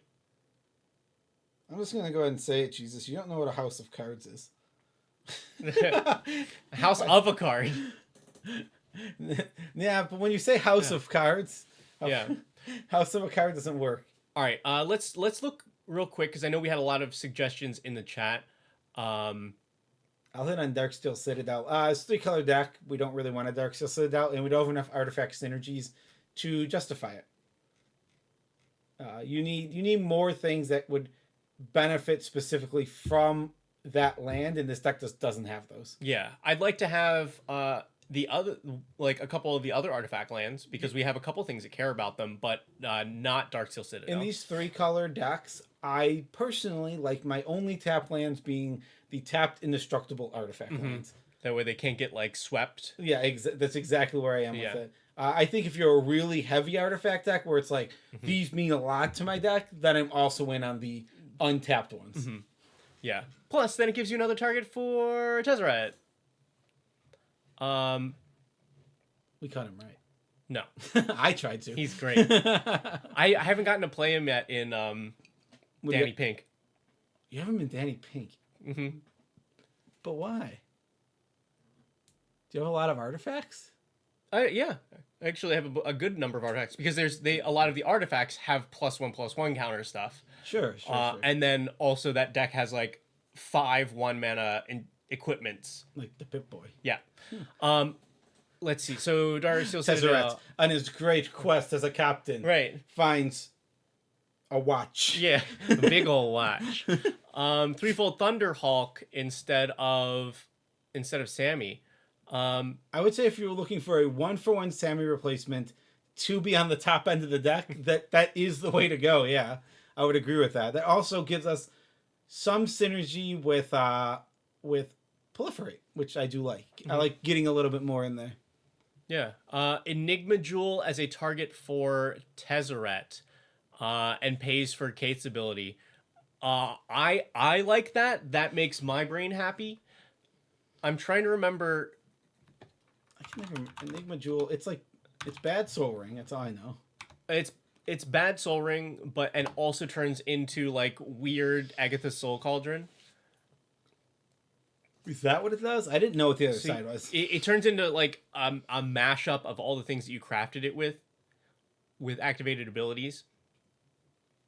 So it just becomes like a pile of nonsense. Yeah.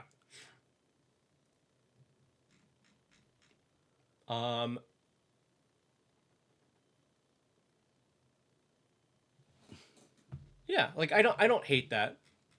I think the card is cool. Let's see. New Sliver Generator from Edge of Eternities. I don't think it quite does enough. It's 6 mana, and makes I don't even know if the slivers are artifacts. Ooh, I do like Yeah, that. I don't think. Is there any good warpers? Because that does have cool synergy with Karth or Kaith. It's like if there is a cool warp card, I'm not saying that there is, but like it has like a fun little interaction where it's like we can go boop, this comes down, and then it comes down again. We can get the extra fabricate. Token Doubler can only be so bad.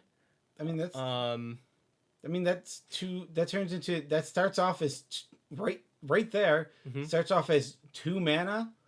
Come down, make 2 1/1s, and then if you play any other creature that turn, you get stuff. And then later, I like that. Yeah, I think that's an awesome add to the deck. Halaya cares about creatures and artifacts entering, gaining a life. Which is gonna be easy to trigger because you just need to play 2 spells because one spell's just odd. One spell is 2 life. One spell is 2 life, so that's a cool one too. I think these are really cool. I actually really like this. This would be the one. Whenever you cast an artifact spell. Yeah, Pinnacle Emissary. Oh, that card's great. Yeah. That card, people are playing that in Legacy. Because all the baubles. Yep. Yeah, that seems like that I think is the top choice for me. Yeah, I would do if I was gonna put 2 in. If I was gonna put if I had to choose here, I would, because I do love this synergy. I think it's really really cool. I'd play the Sunborn and I'd play the Pinnacle Emissary. I'd play both. Yeah.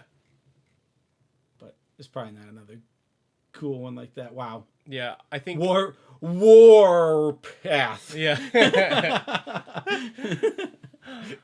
Or Starwinder, probably worth it if you can get in a bunch of damage on somebody, like because you're making a bunch of bodies and all of those draw your cards. Star Warper is cool as hell.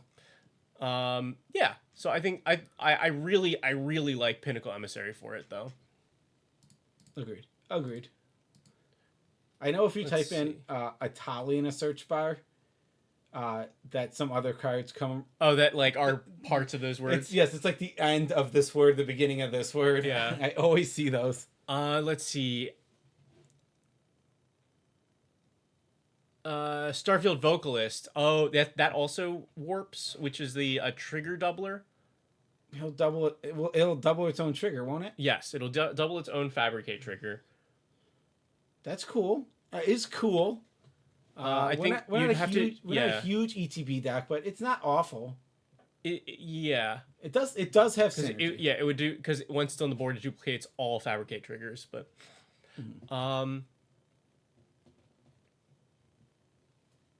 let's see. Inox Strike Leader, which I believe makes creatures on attack, and you can sacrifice to protect all of your tokens.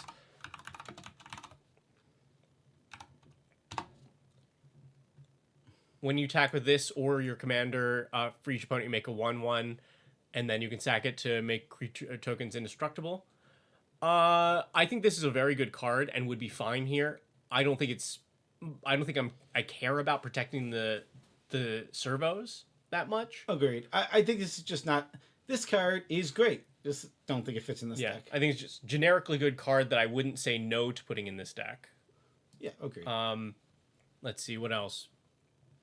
Moonlit Meditation, which is the aura that if you would make the first time you would make tokens on your turn, instead those tokens are copies of the thing that you're enchanting. I think I would want that more in a deck that makes a chunk of tokens, because if I remember this correctly, that this cares about the first instance of making tokens. First time you would create one or more tokens each turn, you can instead create that many tokens are copies of enchanted permanent. Yeah. We are likely only making one token the first time that we make tokens, which to me is not worth it. Let's see. Mechanized production is in the thing. Was your reasoning for putting a Darksteel Citadel in? Yeah, I think the other artifact lands are probably better suited for that. Yeah, the other, those are also indestructible. This deck needs Norin. You know what? That's cute. I think that's worth it to me for one red.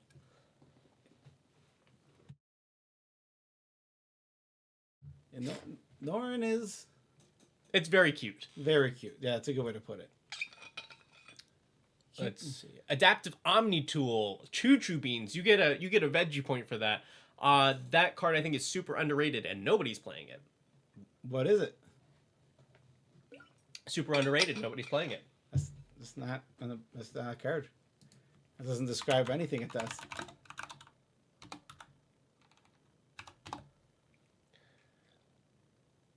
Adaptive Omni Tool. So equipment, 2-mana equipment. Equips for 3, gets +1/+1 for each artifact you control, so it's giving a big buff already. And then on attack, you look at the top 6 and you can put an artifact into your hand. Like, that does so much for this cost in a deck like this. It's fine. Yeah, I'd play it. I would consider playing it. I don't know if I'm like... It's a card I think I would have to play and see how it performs. Because it reads fine. Yeah. It's how it reads, but yeah.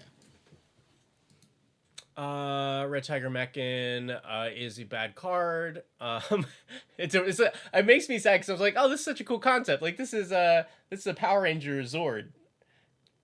This is or this is a Zoid. The card is bad. Yeah. Anti-causal. He has the Eldrazi. That card is generally fine. Let's see, and I think we've kind of caught up. Yep, a lot of people now saying stuff about what we were saying before. Okay, all right, so we're back here. There's also isn't there another form of cranial plating, if I'm not crazy? Suchubin says it's a cranial plating outside of black. There's some other one. It's in red-black. That's what it is. Yeah. Cranial Ram. Yeah, but yeah, you get with the Adaptive Omni Tool, you get it outside. Yeah, I think I would play that card in here because I also think it's good.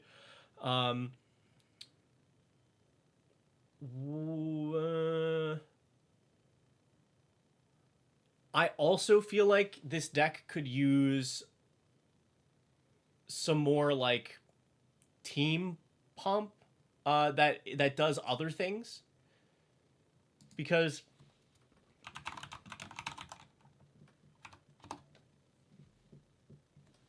War Leader's Call pumps your team while also giving you the Impact Tremors effect. I'm not super hot on Impact Tremors in this deck. I also don't think this quite makes enough creatures for you to get what you want out of it. But when you also, for 1 more mana, attach Anthem, like, I'd rather have this than Impact Tremors. Now, I don't know that you play this in this deck, but I think the card is really cool, and you already had some stuff going in this direction.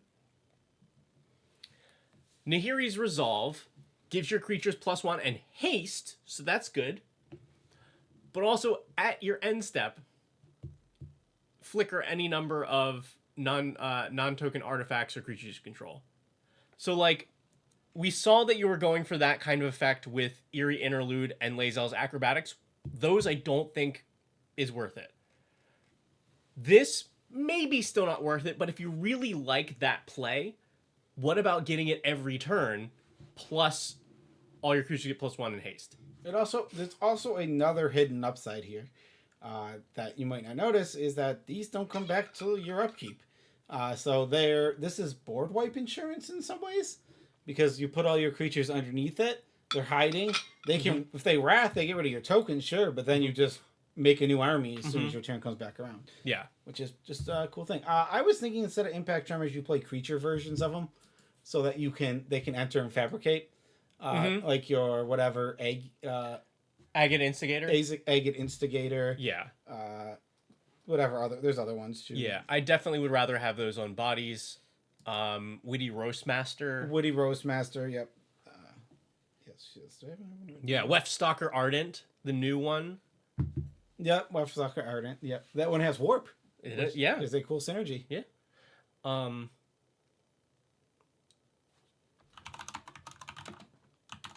Here. How many of you all know Sentinel Sarah Lyons? I know this card. You know this card? Yeah. I couldn't, like, it's not a card that, like, I can tell you what it does off the top of my head, but I've seen it quite a few times now. Mm-hmm. It's one that comes up when I'm looking up a lot of Nisho decks. It's like, oh, you should try this in this deck. Yeah. 4/4 haste. As long as an artifact enters the battlefield on your control this turn, creatures you control get +2/+2. Cool. We should always be able to do that. And then when she and at least 2 other creatures attack, it deals damage equal to any equal to the number of artifacts you control to target player. She's the opposite of the T-Rex from the Meet the Robinsons. She doesn't have a big head and little arms. She has big arms and a little head.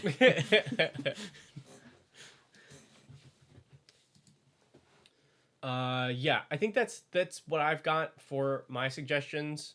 Yeah, I think we hit everything that I also had here. Yeah.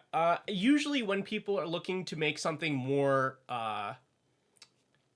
consistent, the things that you're missing are either card draw or win cons. This is the one, our top corner, tokens, yeah. The fact that this card only costs 2 mana, this card, great. Whenever a token enters, you get to just put a +1/+1 counter. This is the kind of cool thing where it's like, this is an artifact. Mm-hmm. This is going to get pumped. This can be squatted to make multiple of them if you really want to. Mm-hmm. And then this works with the proliferate. This was the thing I saw where I'm like, cool, this works with the proliferate thing we want to do. Oh, but it also works with the populate thing. Because if you squat it... Oh, you're right. Then you make a token copy of it, which you can populate. And when you populate it, It's a token. Yep. So it comes in with the counters. Oh, this is great. No, this card's even better than I wasn't even thinking about that part. Okay, yeah, this card is actually awesome in this deck. Like I was already like, I want to play this, but now I'm like, I really want to play this. Yeah. Yeah, this card's perfect for the deck. Yeah. So I think just in general, swap the big things for me would be swap in dorks. You just need more. You need more creatures in general. Stuff on creature bodies are going to be more relevant because of Kaith's ability. Because this deck wants to go wide, but Kaith as an engine for that is not terribly efficient. So you want to make sure that you're getting as many of those fabricate triggers as possible. Then finding more things that are able to convert off of that, because we know that we're probably able to pump them pretty well, but making these adjustments for things that are artificers like Loyal Apprentice, tacking on some of these extra ways to get bodies on the board like Anim Pakal. Those are going to be big. And then I think the last thing I had, we noted some other cuts, but some ones that I would add to that list.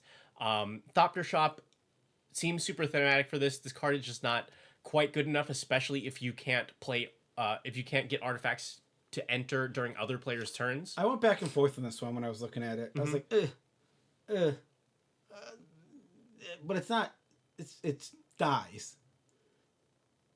Some of the answer. Oh, die, yeah. So I mean, you are sending a lot of them to their death. I'm not saying it's good or should be played. Just that, like, I didn't end up putting it on my cut list, but I can see the argument. I think Panharmonicon's a pretty fine cut. That is my other, definitely a cut for Panharmonicon. I think that this is another one of those cards where it's like if I went through 1,000+ decks, it would be one of the highest cuts on my list. I think it's just vastly overrated, and does have specific homes where it's actually good, but mostly just doesn't go. It just doesn't go in a lot of decks. And even if you want to keep this, then replace it with the Vocalist. The Vocalist.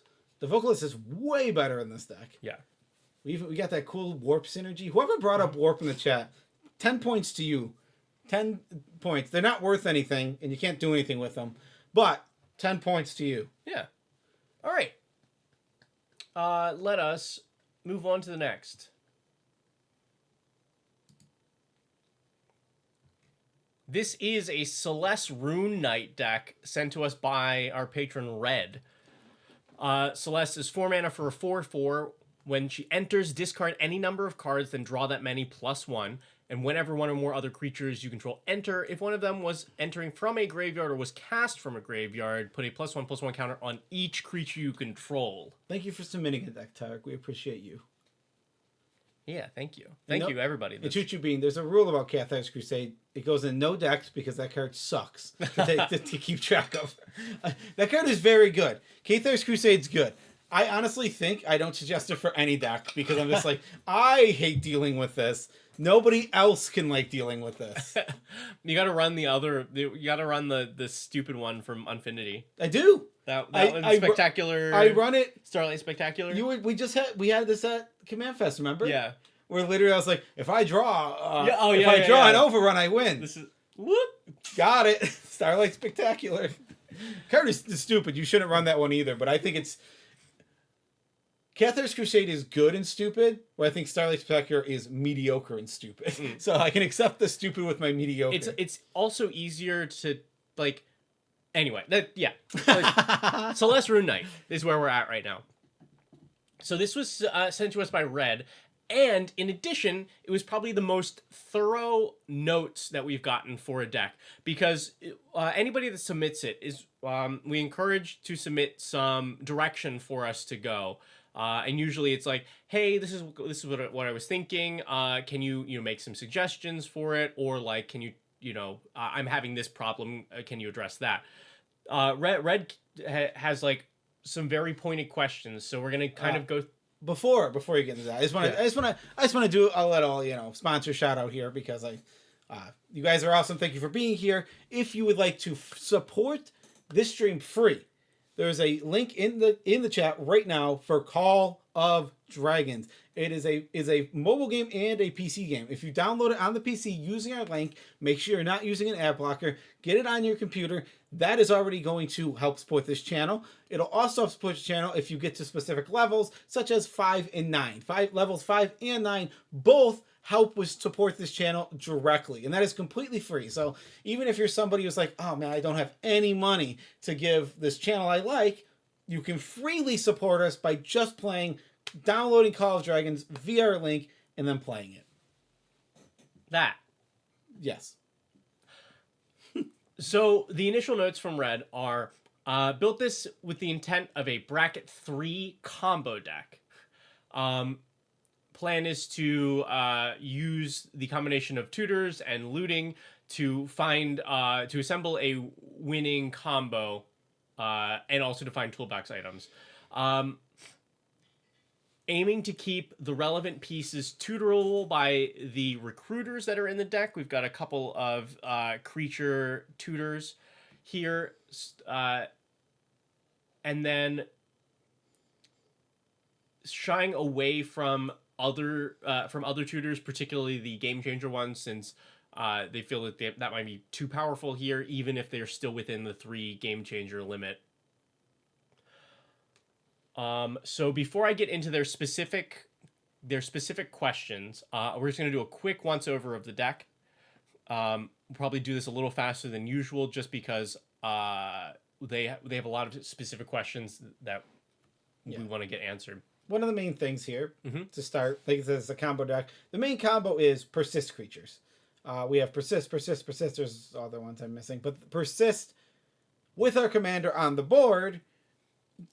Persist is going to get their -1 and a +1 counter. Those cancel out. They have no counters. Now, when we sacrifice them again, they will come back with their persist ability. Rinse, repeat, and that is the main way to go. If you have the commander, you have a persist creature, then you have infinite sacrifice as long as you have a sacrifice outlet. Yeah, and all you need is a payoff, Cruel Celebrant, Ellis Ilcor. Yeah. Simple.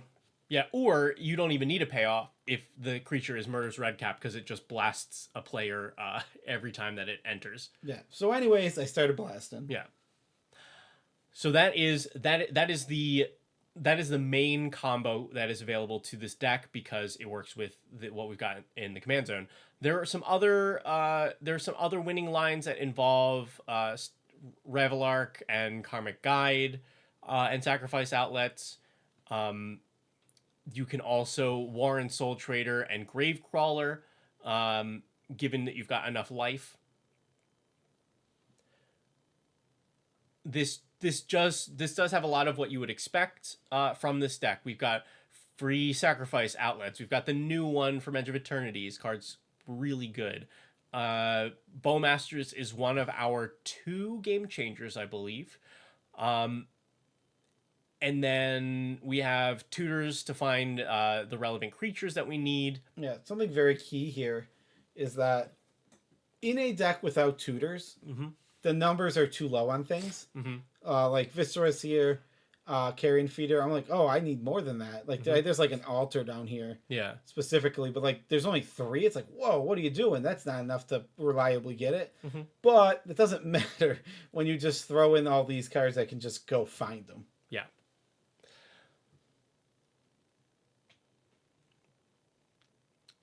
Bye, Brack. Thanks for stopping into the stream, as always, friend. I really liked seeing Redemption Choir here. This is a card that I think we've talked about before.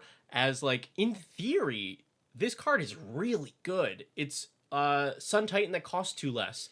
And all you need are creatures with 3 different powers. So, 1, 2, and 3.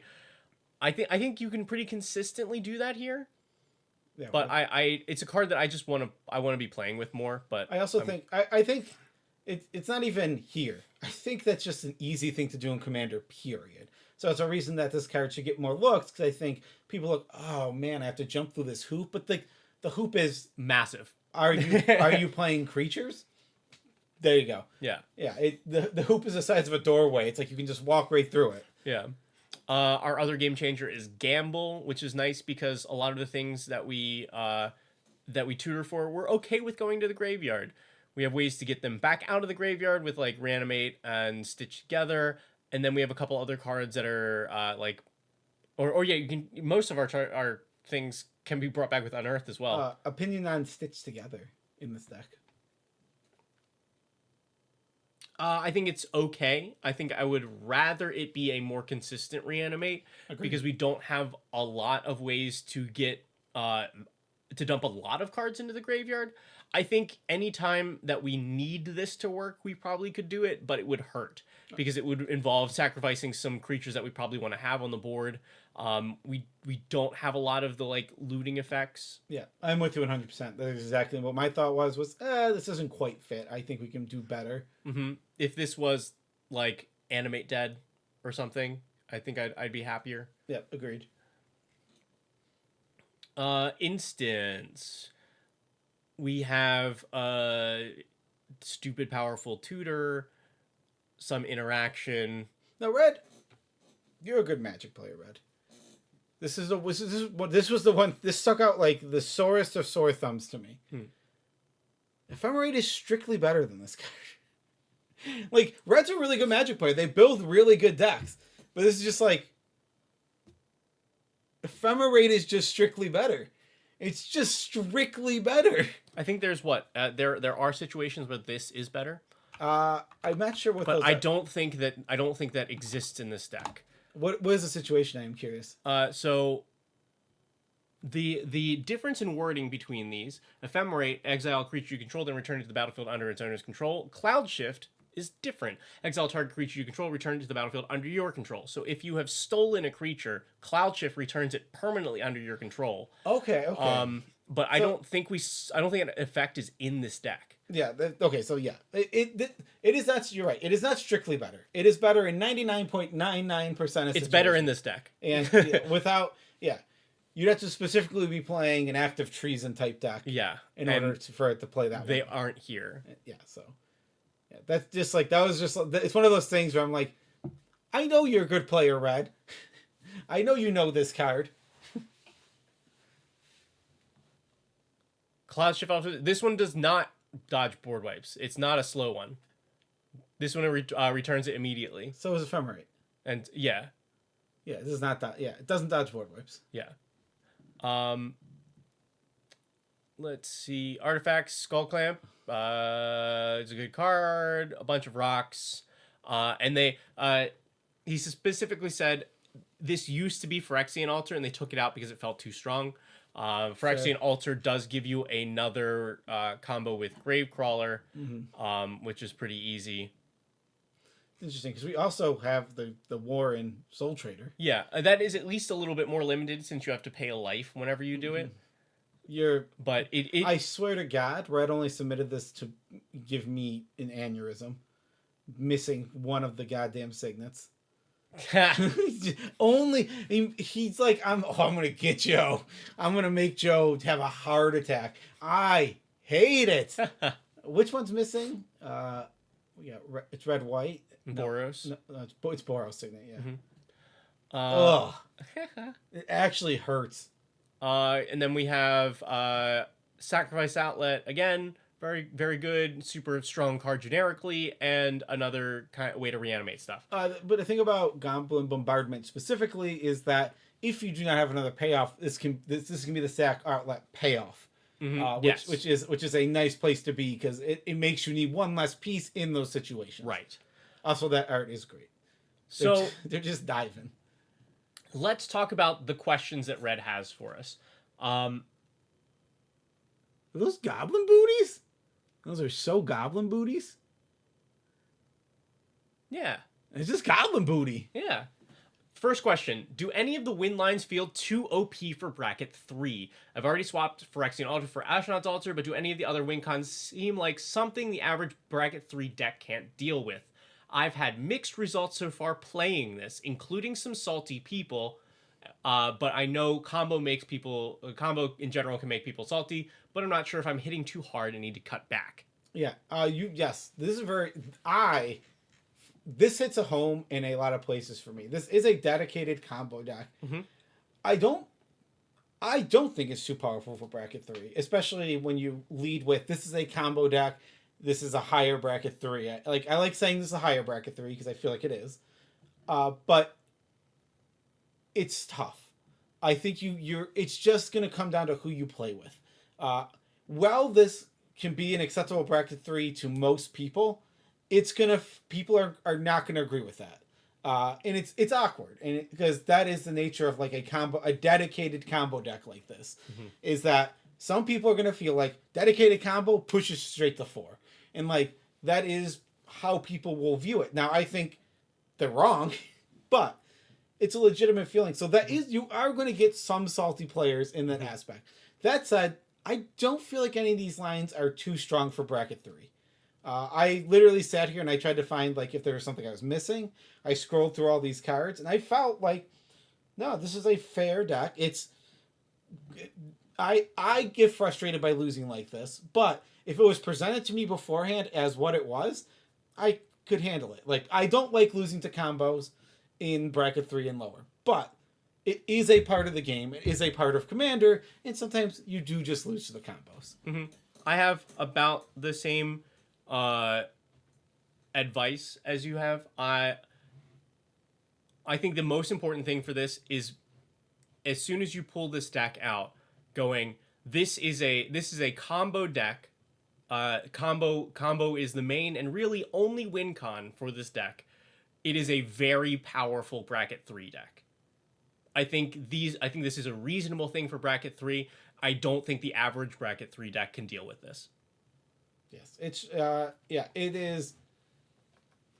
You are in the. It's not because what you're doing is too powerful. It's because you are doing a strategy that is inherently hard to interact with. Yes, Aristocrats is just tough to stop.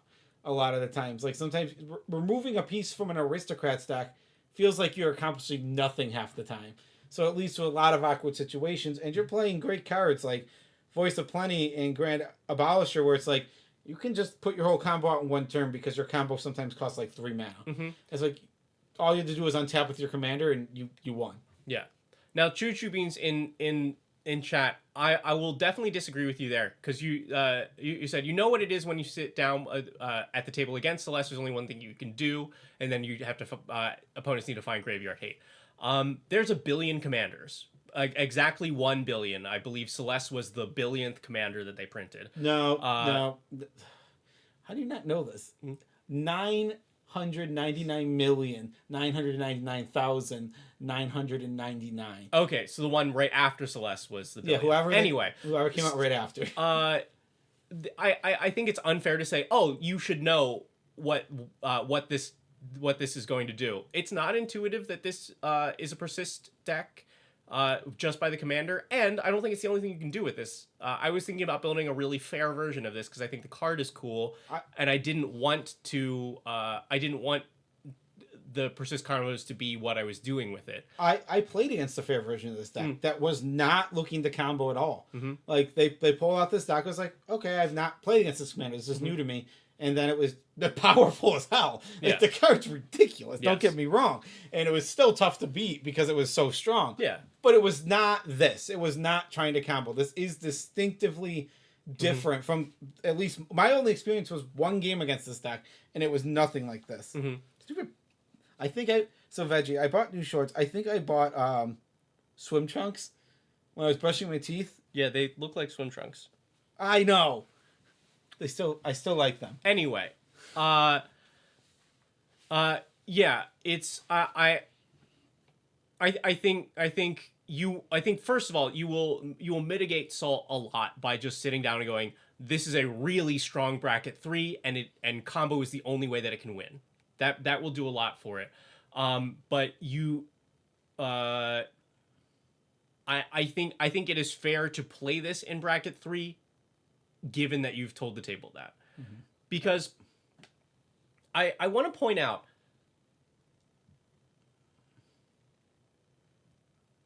all of you out there, do you feel that that these factors are common in your average bracket 3 deck? Think about your bracket 3 decks, or the ones that you've seen. This is running 7 tutors. It has at least 15 cards in it that see regular CEDH play. and it's using a strategy that is really hard to interact with. Like that's really consistent, really powerful. Because I went through and that's like not even me counting cards that see fringe CEDH play. I was like, oh, these are, you will see one of these cards, like you will see somebody playing this card if you do like a tournament run or something. Mm-hmm. There's at least 15 of those cards. So I think that is a fair thing to do, but you need to let the table know that like that is where you're at with this deck. And that's like a deeper conversation on the bracket system as a whole. You can have bracket 2 decks that are running a lot of I want to say like maybe the Magda deck, like the CDH Magda deck only has a couple cards that are outside of that bracket. So like, I mean, something to consider. I'm not saying you should present this as a 4, but I could present, if I took a field of the dead out of most of my decks, I could present my decks as 2s. And easily, and they would be considered 2s. But I think it's unfair for me to call them 2s because I feel like there's somewhat of a bit of dishonesty. Now, I'm not saying that's exactly the case here, but it's something to consider that this is a very powerful, very consistent deck.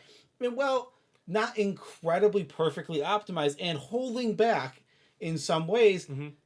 It's close to a 4, I think. I think this is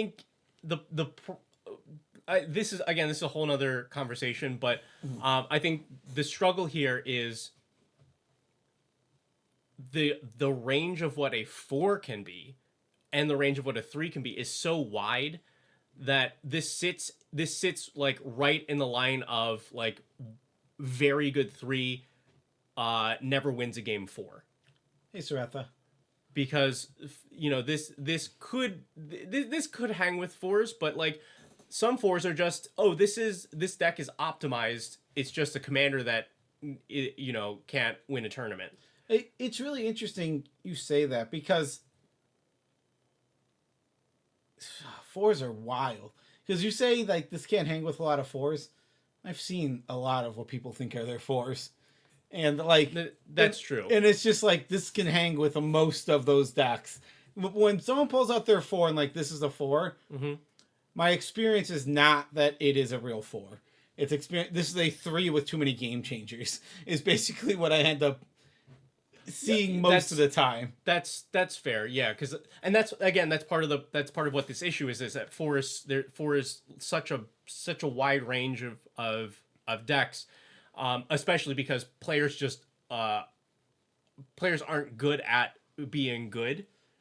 So like they're like, oh, this is the best deck you could possibly make, and it's like, no, this is bad. No, this is the best deck you could possibly make.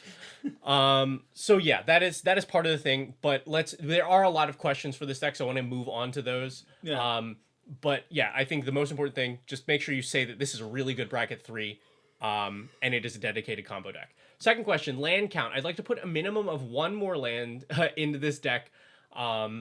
35, including MDFCs, feels low for a 4-cost commander who is central to the plan. They're not worried about getting flooded since the commander ETB lets them discard and draw.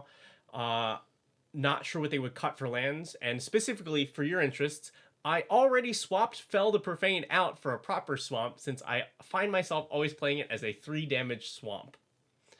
I'm going to include the third question with this because I think that this all wraps together. Are there any other cuts to be able to add an Underworld Breach as the 3rd game changer? And maybe a cut to get Savine's Reclamation back in. So to start with the Fell the Profane thing, have you, just a general question, has that 3 life been costly? That is the question. If it has, and it actively feels like it is bringing you down or leading to losses, then that's fair. But I would argue it's not most likely. So being that 3 mana swamp, that 3 life swamp is great. Who cares? It's just like, unless that is like you feel like you're doing that too often, I would put the Fell the Profane back in. But also, my main suggestion for MDFCs was Aghanim's Awakening. You can just assemble your combo with an Aghanim's Awakening. Board gets wiped. Your commander goes to your graveyard. You go 1, 2, 3, 4. 1, 2, 3, 4. I have all my pieces. I win. Yeah, and that is just totally reasonable to do. So like, that should just that's just like not even just like to add a land. That's just like that should be in this deck. Aghanim's Awakening is like stellar. yeah. I'm very very with you on that. Like definitely cut a swamp for this. But yeah, this brings up a trap that a lot of players fall into, where they have been playing with MDFCs and they're like, but I always just end up playing this as a land and I lose life. Yeah, that is what will happen. The MDFCs, especially the untapped ones, you will play much more often as the land, and you are paying the cost of taking damage for the opportunity to be able to cast it as a spell sometimes.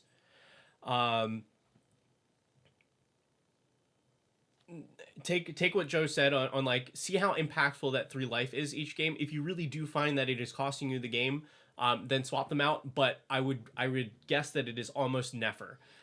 It is well worth it to cast it as a spell 1 out of 10 games and lose 3 life in the other 9 games.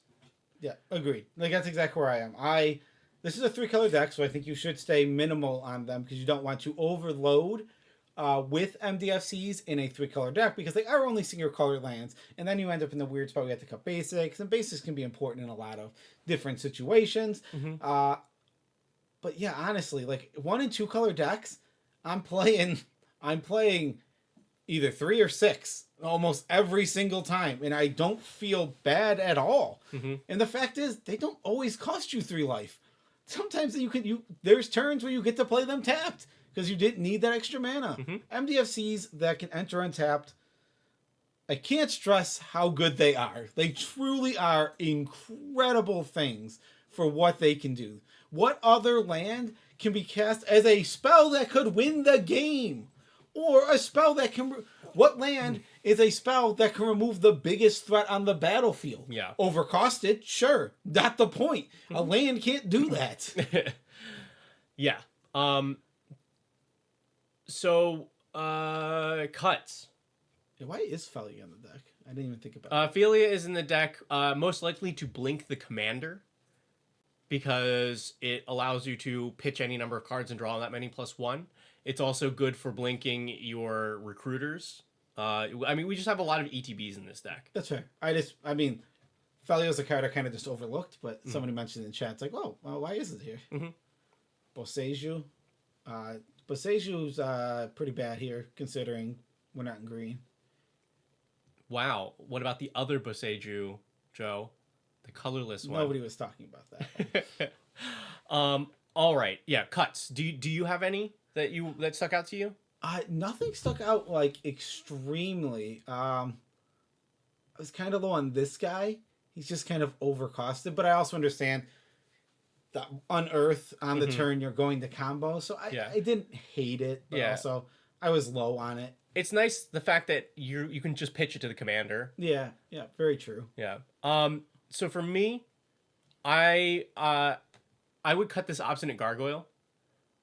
You mentioned early on that like a lot of these numbers for important pieces would be relatively low if we were not running 7 tutors. This is the worst version of your persist creatures, and I think with all the tutoring that you have, you don't need this. That's a good point. I guess here's the important question. Why would you ever get this in your tutor package over this or this? Like there are reasons to get this over this or this over this, right? Like there is specific reasons. This doesn't really have those reasons. And because of that lack of reasons, it just kind of an easy cut. Yeah. Because they're also like not good on their own.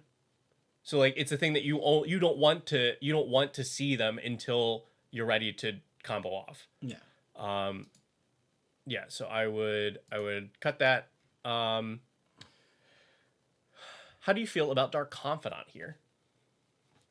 What is her actual cost? I mean, I need to actually see this number in order to make a real judgment. Where is it? I always forget where exactly it is. Down a little more. It's text. Oh, so yeah. It's first thing, Scryfall, love this text. Can you just make this bigger? Why is this such small text? This is such an important number for a deck. So on average, you're going to lose 1.5 life. Yeah, I think it's great then. Like, if your average life loss is 1.5 life and 2.3 on spells, that's completely reasonable. Dark Confidant's good in the deck. Mm-hmm. I agree that it is good in the deck. In this pretty tight deck list, this would be one of the fringe cards, like cards on the line for me. Okay. It does what it does well. But if I'm not playing it early, it's not drawing me that many cards. I do have to wait for it. And we have a commander that allows us to cycle away cards that we don't want. And we have a lower land count. That's fair. I mean, yeah, I'm not even saying like this is a good card in the deck is my point. I agree with that. I don't think that like you're saying that it's necessary here. Yeah. I think this deck list is pretty like it's tight. A lot of these cards are very good, and there's not much that you could do. So like all of the cards I think that I would mention to cut are good cards and pretty good in the deck. This though, I don't think is good here. I think the deck you've built is at a power level that's higher than Generous Gift. And I think you could say the same for Chaos Warp. They're nice because they hit whatever. But one, at the very least, I would replace it with Anguish of Making. But also, I think I think this deck doesn't want to spend 3 mana for this. And there are not a lot of things that stop you from what you're trying to do. So I would just want cheaper, more efficient answers to the things that stop the deck. Yes, you are going to specifically need. So let me take a look at your toolbox here a little better. Yes, so something that is missing here is a creature you can tutor to exile / destroy an artifact or enchantment. Lauren. Is she here? Yep. Okay, so you do have Lauren. Okay, I did miss this one. We do need it, so that is good, but we should probably have another of that effect. For cases of like, so just to put out a scenario out there, Lauren gets exiled from your graveyard with a Rest in Peace. Yeah. A totally reasonable card to see in Commander. What do you do? The answer is if you cut these, nothing. And like, so I'm just saying like, I'm fine with cutting these. Yeah, I would just make sure we put in another creature. Yes, that's why I was saying I would want to have just more cheaper, more efficient answers to the things that shut down your deck, like Rest in Peace. Oh yes, and also Witch Enchanter. Yeah, Witch Enchanter is actually important for this deck. Which is tutorable, right? It's a 2/2? It's a 2/2, yeah. Witch Enchanter is an overcosted 2/2. Yeah, I don't know how people can talk shit about that card. That card's incredible. Yeah, it's very good. I would cut this Brass's Tunnel Grinder. I also think that this is not on the same power level as the rest of the deck. I also think that what it does is not something that you care about. So sure, you're able to consistently descend, but this doesn't do anything that you care about for 3 turns, and then the backside you also don't care about. When you cast a permanent spell, you discover your deck costs nothing. The average was 1.5. Yeah. There's nothing nothing good to cast to get a good discover, and there's nothing super relevant to discover into. Like, I don't think this does anything that you care about here. those were my cuts. I think the deck is pretty tight. A lot of it does what you want. Oh, great. I mean, that's where I was. I mean, I literally was specifically trying to answer the questions that you were giving, and like honestly, this deck is, like you said, this is a tight list. Yeah. Like, and I will say, you're pushing into a higher power level of 3 when you're playing Aven Interrupter. I think in like the lower 3s, this card is a lot worse. Where it's just like, oh wow, and it's back. The thing you cared about is back. But like, when you're playing in a 3, this is here because you said I'm in Mardu, but I need to interact on the stack. Yeah, which means you're pushing it up into the very high 3s, because you still don't need to interact on the stack in a lot of 3s. But I do love this. No, I don't love this deck. I hate this deck. I think it's well built. I think that's the word I was looking for.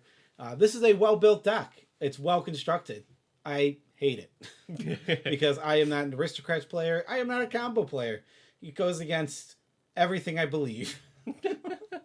This song is an this deck is an abomination and should be burnt. If you decide to take it apart, I'll help you burn it. Yes, this deck is great. This deck is really well built and very strong. We have one final question though. This one should be a little bit easier for us. Any new hot tech for it? You got the hottest, newest tech. He's right here. He really is the hot new tech. Like, I hadn't seen it right away, and when they asked him like, "Oh, what about?" It's there. You literally have the tech that I would put into this deck. Was there anything else you could think of? Yep. Ooh.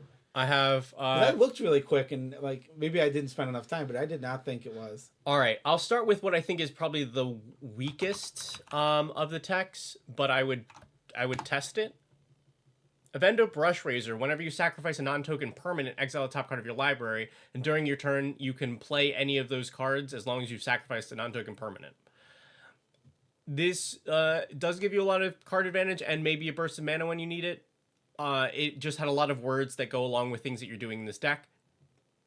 Maybe worth testing, but I think this is the weakest of my suggestions. I didn't think it was good when I looked at it.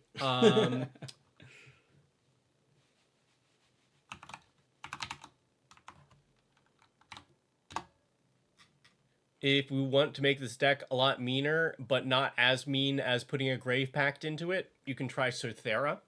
Whenever a creature you control dies, each opponent exiles a creature they control. But as soon as a player controls no creatures, it's sacrificed, and you get to put one of those creatures in play under your control. So not as oppressive as Grave Pact, but a similar kind of thing. Like, I think this would be very good in this deck. It just might be too mean. It's a very mean card. I hate Grave Pact. Talk about a card that I'm just like... I think Grave Pact has to be my number one, should be a game changer card right now. Like, if I could make one card a game changer, I think that's it. It's one set old, so not hot new tech, but I mean, yeah. Yeah. Yeah, it's funny. I'm not saying it's bad. It's just like this list is just like Dark Confidant. This list is so tight it doesn't need a Sephiroth. Is kind of crazy. I think the Sephiroth is better than some options here. Okay, what do you like it over? I like it over Molten Gatekeeper. Yeah, I did say cut that. Yeah.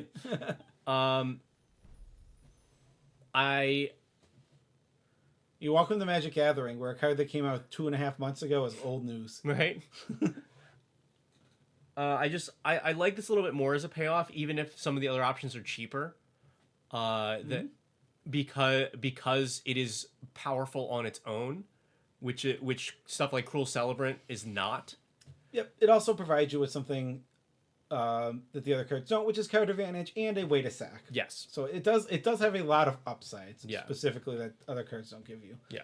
What? Wait, hold on. Okay, hold on. What? My mind just Flicker Wisp probably doesn't belong in this deck.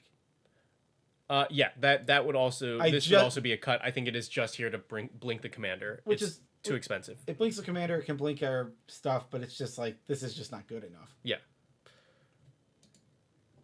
I think my mind flashed over that card because I am looking. I'm like, I've seen every other card in this deck. I'm just now seeing Flicker Wisp. Yeah. This was my last thing. Is I would test out the planets in this because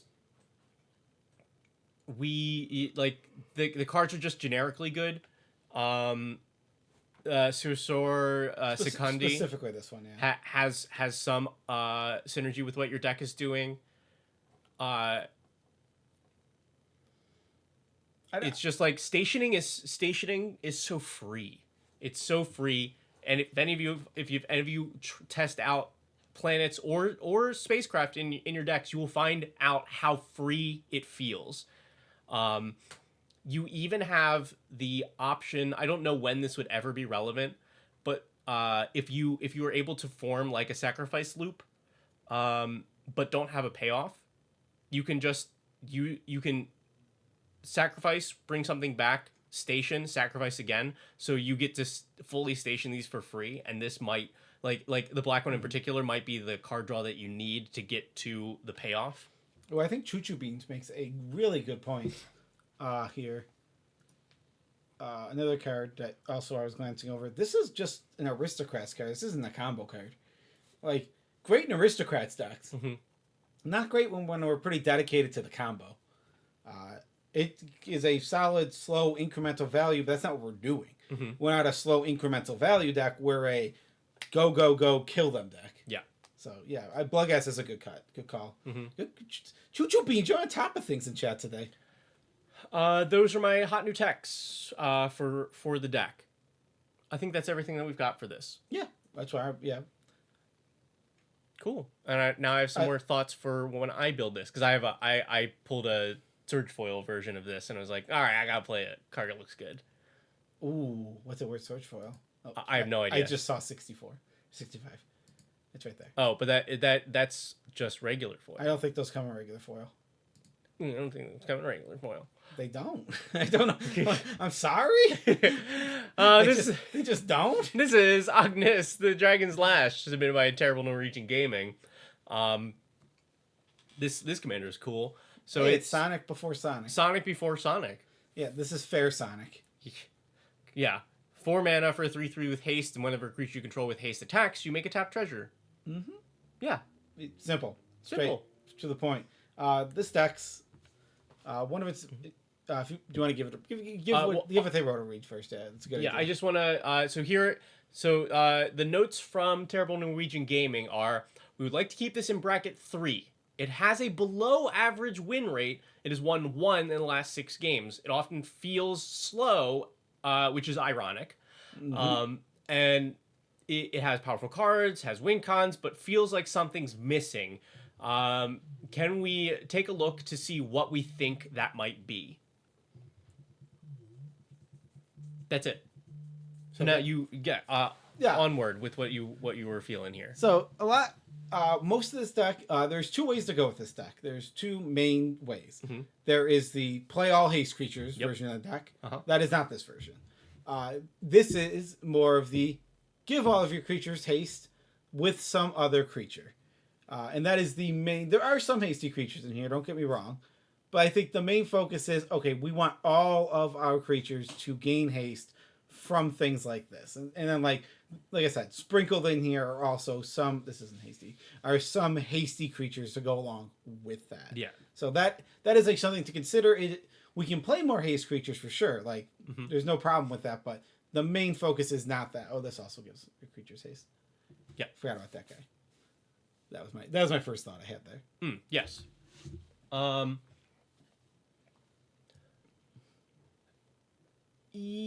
Yeah. So if our creatures don't already have haste, it's because our creatures don't already have haste, but we're giving them all haste. It means we can play some pieces that are just good with the strategy, with the rest of the strategy, like Toski, because we know that we're going to be trying to swing as much as possible. Getting some extra treasures with Zorn or Magda. and then there's good targets for Magda. right, good targets for Magda, and we run stuff like Marionette Master to finish the game out. Yep, Mirkwood Bats is the same. Yeah, kind of Mirkwood thing. Bats allows us to finish the game out, so we don't have to worry about having to have the number of haste creatures that we need. We just give everything haste. Chatterfang makes squirrels. Mm-hmm. That's it. Yeah, very cute. Yeah, I mean this runs a lot of good cards also for treasures. Goldspan Dragon, Hellkite Tyrant. Goldspan Dragon also just has haste. You know. Yeah, also has haste. It's just perfect. Why not? Yeah. Sorceries. God, I really love Temp with Vengeance here, making X1/1s with haste. Like nobody's giving you any. Nobody's going to take your offer whatsoever, but it's just a really good rate for this. It is. It's super solid. Like the rate is good within itself, and there's a chance that somebody might just want to help you. Yeah. So. We have a ramp package, and then I love the use of these effects. Seize the Spotlight and Mob Rule gain control of creatures from our opponents temporarily, but give them haste. So you're helping to clear the way for your attackers, and you're getting another Agnes trigger off of the creatures that you've stolen. So, one thing, I don't really like Seize the Spoils in this deck. Mob Rule I can kind of get behind, but Seize the Spoils doesn't take enough. I don't know, like. When you're taking creatures in these numbers, it's really crazy. But this is just like, this is always 3 creatures. And if there's really something problematic, you draw a card, right? Draw a card, create a treasure. If there's something problematic, I like this card. Yeah. Specifically when you have a lot of sack outlets. Like, I really love this card in that situation where you put your opponents in the most awkward of situations. Like, all right, 3 mana, draw 3, make 3 treasures. What a ridiculous card that is. And like, but you don't create those awkward situations because you don't have a ton of sack outlets in the deck. So I'm not a huge fan of it here. I think the card is cool and synergizes with the deck in an unexpected way. Like to me, I'm like absolutely keep this. And no one is allowed to think differently. So that's it. Yeah. Okay. I didn't realize I couldn't think differently. Yeah. That's my bad. And let's see. Yes, that is in fact a freaking tooth and nail in the deck. Also, what world do we live in? Tooth and nail is $2. What a world! What a world! Yeah, you'd love to see it though. Right. We're in a deck that's making a lot of mana, and we have some big hits that may just end the game. Also, I would like to say, I like Tooth and Nail in decks like this because it is not the guaranteed win. I don't like Tooth and Nail when it is Crater Hoof, anything else win. Yeah. Or like pull a two card combo. Yeah, exactly. Kiki Jiki Zealous Construct. Right. Like those kind of things bore me. That bores the crap out of me. But Tooth and Nail for 2 big creatures that put you very far ahead and maybe deal a ton of damage depending on if they have haste, which we hope they do. And they might be able to end the game. They're just not guaranteed to. Like it may be if you're tutoring for like Marionette Master, that may be giving you a win. Yeah, you can get a Marionette in a world where you have like 10 treasures, you can get Marionette Master and Mirkwood Bats, and it's like, well, I don't technically win, but yeah. Yeah, I don't think it's terrible here, but we will address that further. Instance, we have some interaction.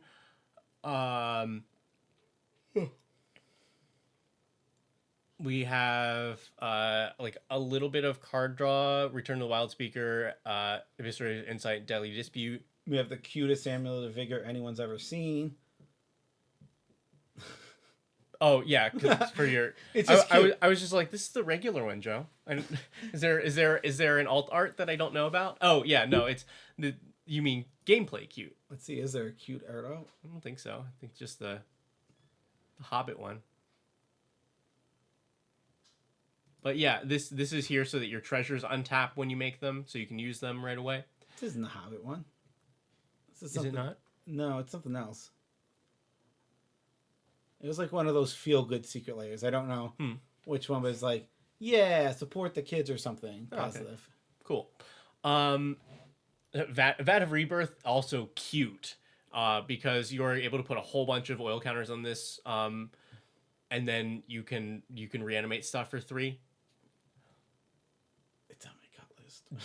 Dolmen Gate, very strong. No damage to attacking stuff, which like you want to be able to just full send constantly. This card is this no notes from me when I saw this. I'm like, perfect. Yeah. Perfect Dolmen Gate card. Or deck. Yeah. I liked Curse of Bounty here. Also incredibly cute. Yeah. Another way that allows you to untap all the treasures you've just made, since this is an attack trigger and Agnes is an attack trigger. Hey, Dog Boy Mark, thank you for the tier 1 subscription. Awooga. Then, hey, we're attacking a bunch. Let's make everything big. Draw cards, make stuff big. Okay, that is what we've got. So, our challenge here was, what do we think is missing? Why do we think this deck is losing or falling behind or both? One of my first thoughts was the consistency at which we can give our team haste. This deck is dedicated to that side. Yeah. Which is completely fair. But it seems like it is like a 5 creatures I think about. And even like so you're going over those ones and those are fine. But like this is only a one-time deal. This is only the turn it comes out deal. Which, well, Goro could be activated each turn, right? For 1 red mana. Creatures you control gain haste till end of turn. Oh, sorry. I was thinking this was the exhaust guy. Oh, yeah. Yeah, Goro. Okay. So we have 3 that can consistently keep our whole team doing that. Yeah. And we don't have any other ways to do that, I don't think, right? I would suggest Rhythm of the Wild. Yeah, but that's an inconsistent one again. It's not, though. It took me. I actually had to go through this in my head. So Riot, as long as you choose haste, it permanently gives haste. It is not haste until end of turn. Oh, really? Yeah. They enter the battlefield with +1/+1 or haste. They just get haste. This works. This works well with this.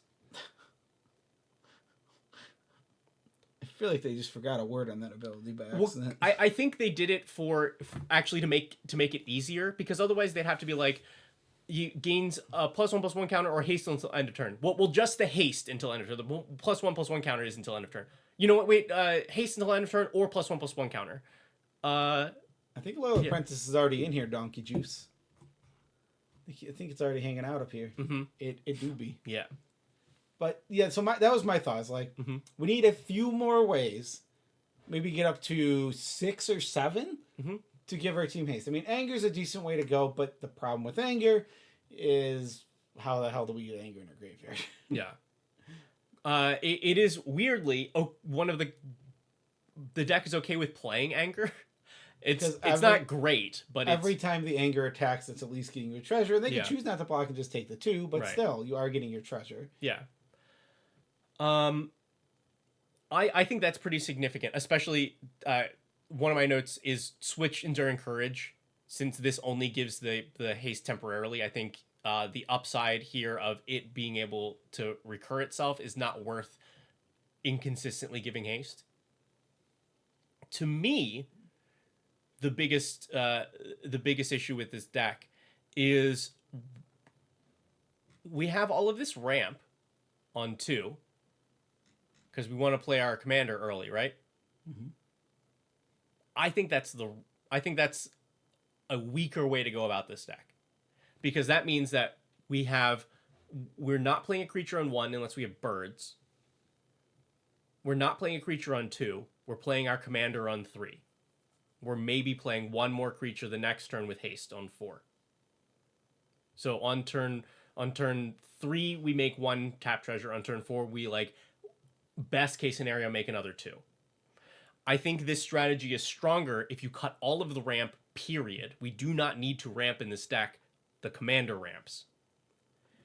I want hasty 1-drops. I want hasty 2-drops. and then we already have enough 3-drops in this deck. I think this game plan is a lot better if you can go 1, 2, 3 commander, because you've set up your board to then consistently make a bunch of treasures. That delaying your commander by a turn honestly makes this better. So I would want all of the ramp cut, and I would want a lot of creatures at 1 and 2 that inherently have haste. I think this will end up being a more consistent deck if you do that, because you're set up better for starting turn 4 and onward to make a bunch of treasures each turn. I think you're slowing yourself down by ramping, which is funny. And there are a ton of really good creatures that you could be running here. Well, I say really good, not really good, but a lot of creatures that fit the deck well. Like I don't care if it's Ginger Brute. Or like the Phoenix chick. I am the biggest defender of Ginger Brute. I will scream from the rooftops that is an underutilized card in all sorts of decks everywhere. Just a great card. Ko-fi donation from Cecil. Hey, Cecil, thank you so much for the donation. Do we know how to check that now? Just go to Ko-fi. It should be signed in. Just so where deck texts are, just make a new tab. Oh, we can just. Yeah, it should just be. We should just be signed in, I believe.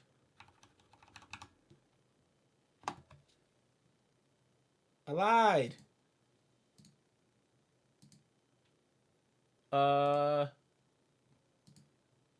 Emergency, Nerd Girl, we are lost. Help us, Nerd Girl Kenobi. You're our only hope. We might be able to do it from the email. That was how we were doing it before. Yeah. Oh, no. The bat signal has been raised. Yeah, we're throwing out the bat signal. Are you talking about the Ko-fi donation? Yeah. Yep. Ignore it. It wasn't for you. What? Ignore it. It wasn't for you. Oh, okay, but we don't have a way to check them in general if somebody else were to do it, and it is for us. Then I will log in. I don't know that I can right this second, Okay. but I will make sure to log in tonight. Okay. Yeah, we'll just yell if somebody does do a donation that is relevant for today. Yes, I'm sorry about that. Okay. Wait, What do you mean it wasn't for us? You should still be able to. It should still be logged in. It's not. Are you on? Which browser is this? Oh, yeah. Okay. I'll log back in. Is this the right browser? What browser even is this? It wasn't for you because I'm selling something in my Discord. Gotcha. Okay. And Cecil was like, "How can I PayPal you without making a PayPal account?" And I said, "Just do it through Ko-fi." There we go. Okay. Easy enough. Okay. So back to your regularly scheduled program. Yeah. I cut all the ramp. Replace with hasty creatures. Yeah, because then you get a nice big burst of mana on turn 4, and you kind of roll from there. You don't need to replace all the ramp. All of it. You could put in the brand new ramp, Ruby Daring Tracker. I'm totally down. I think that's a great idea. Because it's a hasty ramping creature. Yeah. Yeah, Ruby Daring. Type her in. Yeah, if you can find enough of these, then that's fantastic. But there should be no non-creature, like, your only ramp should be creatures with haste. There's another one of these. Oh god, he's a 1/1. It only makes creature mana. Oh, yeah, what's its face? I have no clue what this goddamn name is. But yeah, all of those. That's what you need. I think that changes so much for this deck. And I think you could leave it there. I think it is Beastcaller's Servant or Savant. Mm-hmm. I know this was mentioned before, but this was on my list. I mean, like, yeah, Shadow's good here. Wow, Veggie, you're so creative. Mock me. Put Shadow the Hedgehog in the deck. Wow. Black red treasure deck. Wow. I think we should put Shadow in. Yeah, black red treasure haste deck. Yeah. but like this card is really good in this deck. It just interacts with everything. The other big one I think for me. Oh yeah, this was the other new toy that you get. As a lover of make a bunch of garbage and then surprise, all the garbage kills you. Depth Shaker Titan was in the new precons. When this enters, any number of non-creature artifacts you control become 3/3s. You sacrifice them at the beginning of the next end step, but each artifact creature you control has melee, trample, and haste. So even if you don't have a haster on board, let's say somebody board wipes and you're just left with a bunch of tapped treasures. Untap, play Depth Shaker Titan, surprise. Surprise. Yeah, surprise. But also, if your commander is still on the board, then the treasures that you turn into creatures have haste, so they will make more treasures. Melee is creatures get +1/+1 for each opponent you're attacking. So if you're attacking all 3 opponents, everything gets +3/+3 that has melee. Yeah, so you essentially have all of your treasures become 6/6s. Yeah. With trample. Yeah. That make more treasures. Yeah. Yeah. Yes. I'm very glad that there is one of these effects that is not just in blue now. Another, just, you mentioned the early game stuff. I like Rabbit this. Battery, yeah. I love this card. I love me a Rabbit Battery. Yeah. He's just a little 1/1 haster that you can just reconfigure to give anything haste. Right? Jam these in. This will drastically change how your deck plays. Kellogg? Is that a Pete Kellogg? You can sack 5 treasures to steal something. Why are we naming characters Kellogg? And it has haste. Yeah. Yep. Haste, attack to make a treasure, and sack 5 treasures to steal something. No, I guess I can't complain at Wizards for naming a character Kellogg. Fallout, why are we naming characters Kellogg? Well, because that was a name before it was a brand. I can agree with that. Yeah. It doesn't change the fact that it isn't anymore. Can't believe they would name someone Johnson. Well, if they named them Johnson & Johnson, I would be pretty annoyed. Yeah, I agree. What else? Cuts for this deck. I think you've mentioned some already. Yes, I was on the Seize the Spotlight. You were on the Season Spotlight. I think that's fine. The reason I keep this in the deck is because to me it's really cute and a unique way to use this kind of effect. But I agree that it is not particularly powerful in this deck. Yeah, we already went over cutting all the Ramskis. Are you trying? So interesting thing to me here. Mm-hmm. Whoop. The singular game changer. Is this trying to be a 3? I can't remember if that was mentioned in the notes. Want to keep it in bracket 3. Okay. Are there other game changers that you think we could add here? Also, Rob the Prince says, no, I did not see your Ecstatic Beauty. Does that work here? Does that? I want to. What is this for?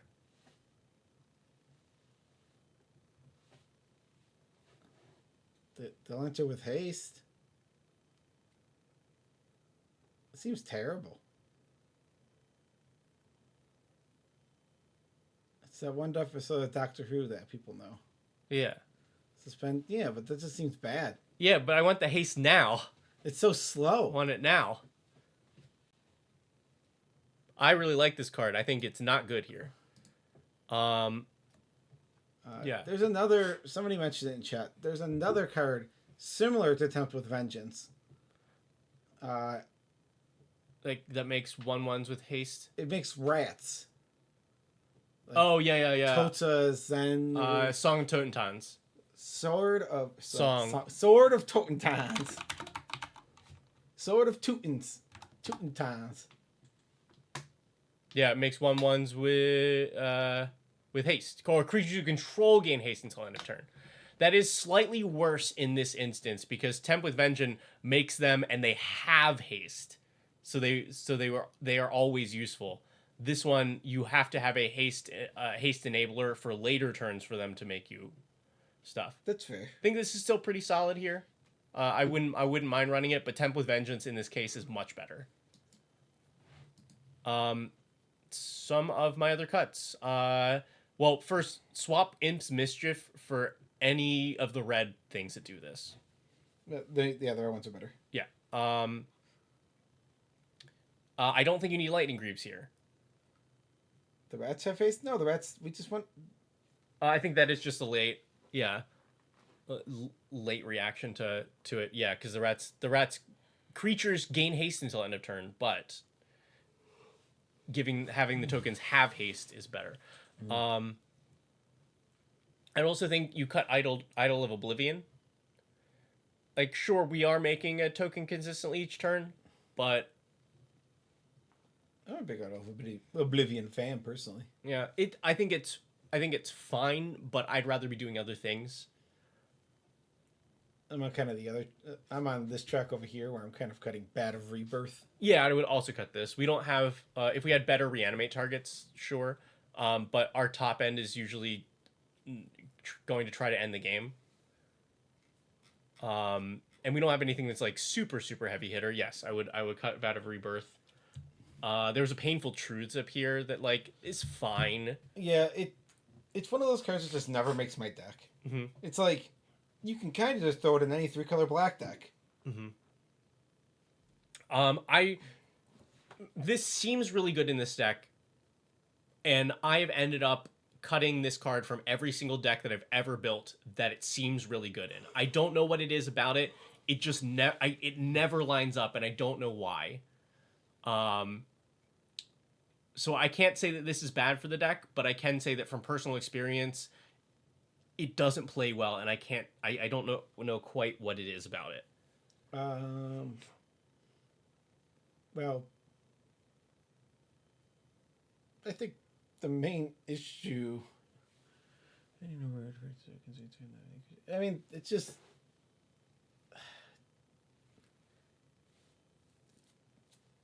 Too much is expected, I think, is one of the main issues. I think that this card excels after a board wipe. But after a board wipe, you won't necessarily have anything. You might have your treasures. Right, in theory, you have a bunch of tapped treasures that you've made. But, like, there's just wipes like Austere Command, and then, like, that card just kind of rots more, and you have to wait for the setup for where it's good. I think there's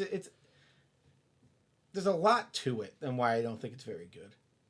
But I think it's one of those cards that, if you leave it in the deck, sometimes it'll be the best card in your deck. But I think more often than not, it's this slow, clunky thing that you don't want to play. Because 5-mana Reanimate is just, Mm-hmm. It's just, but it's fine. It's fine. And maybe it is better than I'm giving it credit for. Yeah. And, Well, 5-mana Reanimate as much as you want, or as much as you can. But yeah. Yeah. Yes, that would be on my cut list. And I would cut or replace the Enduring Courage. If I have a haste all my stuff, I want it to be permanent. Hammer of Perforos. Not that it's great. It's just like that Does the job, yeah. Does the job that we need done. I can't think of any. I feel like there's one or two more that I'm missing. But yeah. Anything else?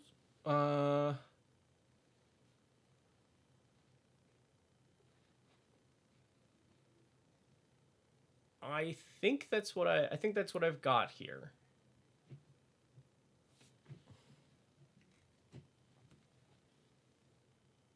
Yeah. Yeah. Yeah. Yeah. So to recap, the big thing: cut all of your non hasty creature ramp, replace with creatures with haste, and if they happen to ramp like Ruby, even better. But I don't think you need any ramp in this deck. Period. The game plan of 1-drop, 2-drop, 3-drop commander is going to be much better than ramp into commander on turn 3, with an empty board.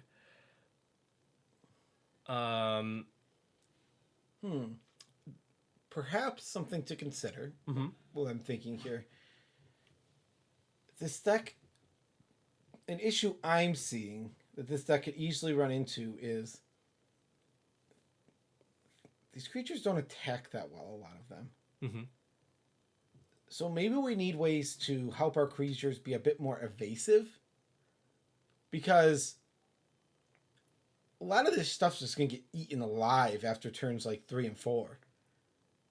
And keeping up those consistent attacks, like, this is great. This keeps up like a consistent attack over and over again. Mm-hmm.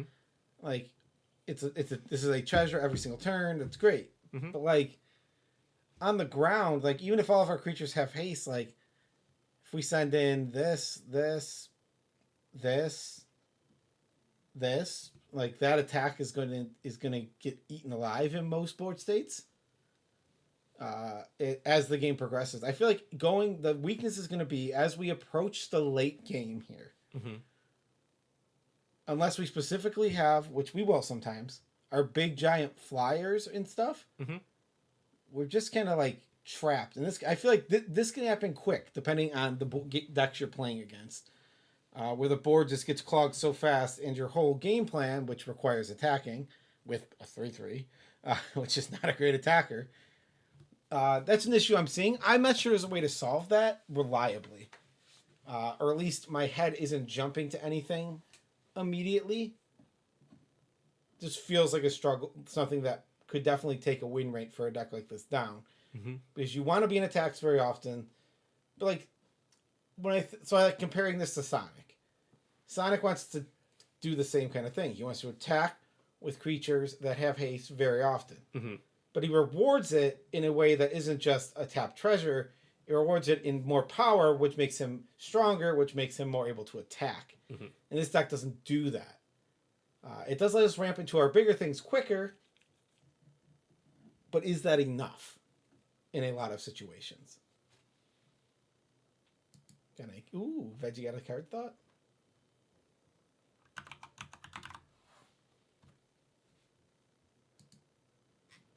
Bedlam. I know you're going deep in because creatures cannot block. I mean, I unironically do not hate it. I mean, we weren't gonna block anyway, so it doesn't affect us. We were swinging out. We don't want to be blocking. You're right. I'm not even like this. Like, I think this is a nice card to have because this deck could use another solution. You want another card you could probably actually add while I'm thinking about it. You're in bracket 3. I would just add a gamble. I mean, you could just put a demonic tutor, but I just get so bored by that suggestion. But like, and then you can look for things like this, or one of your haste enablers to be a little bit more consistent. But yeah, I always just suggest, even in black, I'm like, yeah, gamble. Put in gamble. That card's cool. Don't put in demonic tutor. That card's better. I actually, we probably should take a look real quick to see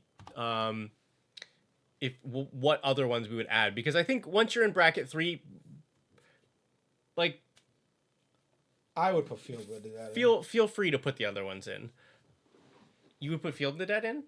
Only because I love it. I don't think it's right for the deck. Mm-mm. To be clear, it's not. If I can only play 3 game changers, it's not Field of the Dead here. But if I could only play 3 game changers, I would put Field of the Dead in here.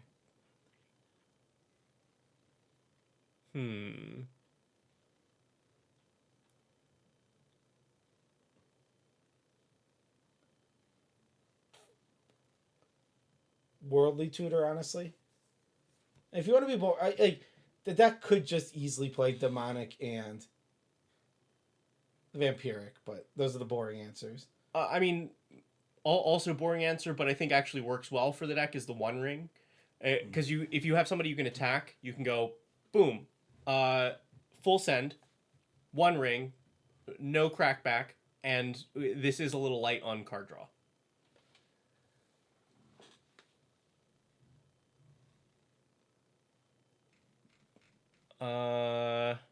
Pendernacle? What? Tabernacle. I said Pendernacle. I can go That's the shorthand, yeah. Yeah, I think that's probably worse for our deck. Yeah. I mean, I guess we do have a way to pay for it. We just keep hitting people.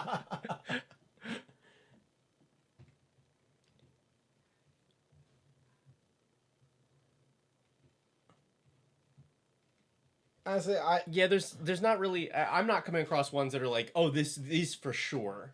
I would put Gamble and Worldly Tutor. I think if you want to be more spiky or more just generic, demonic tutor, vampiric tutor are probably the real answers because it's weird. This is one of the really really weird things of being in like a green black deck, and having to decide on things. Or specifically Jund, I guess, is really interesting, right? What do you guys want to do? Worldly tutor and gamble, or demonic tutor And vampiric tutor. Yeah. tutor? It's just like, what kind of choices are those? Like, it just.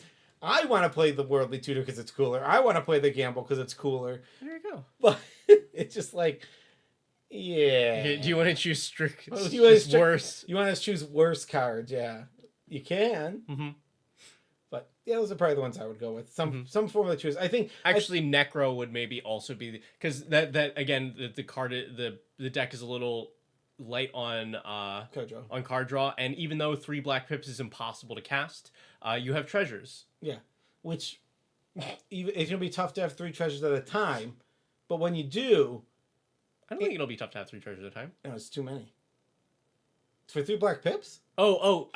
Sorry, I forgot about that. If it was not 3 black pips, then I would probably have 3 treasures at a time. Yeah, but it's 3 black pips, so I'm not gonna have 3 treasures at a time. Perhaps we can get 2 treasures and have one of our lands tapped for black. Yeah. That would work.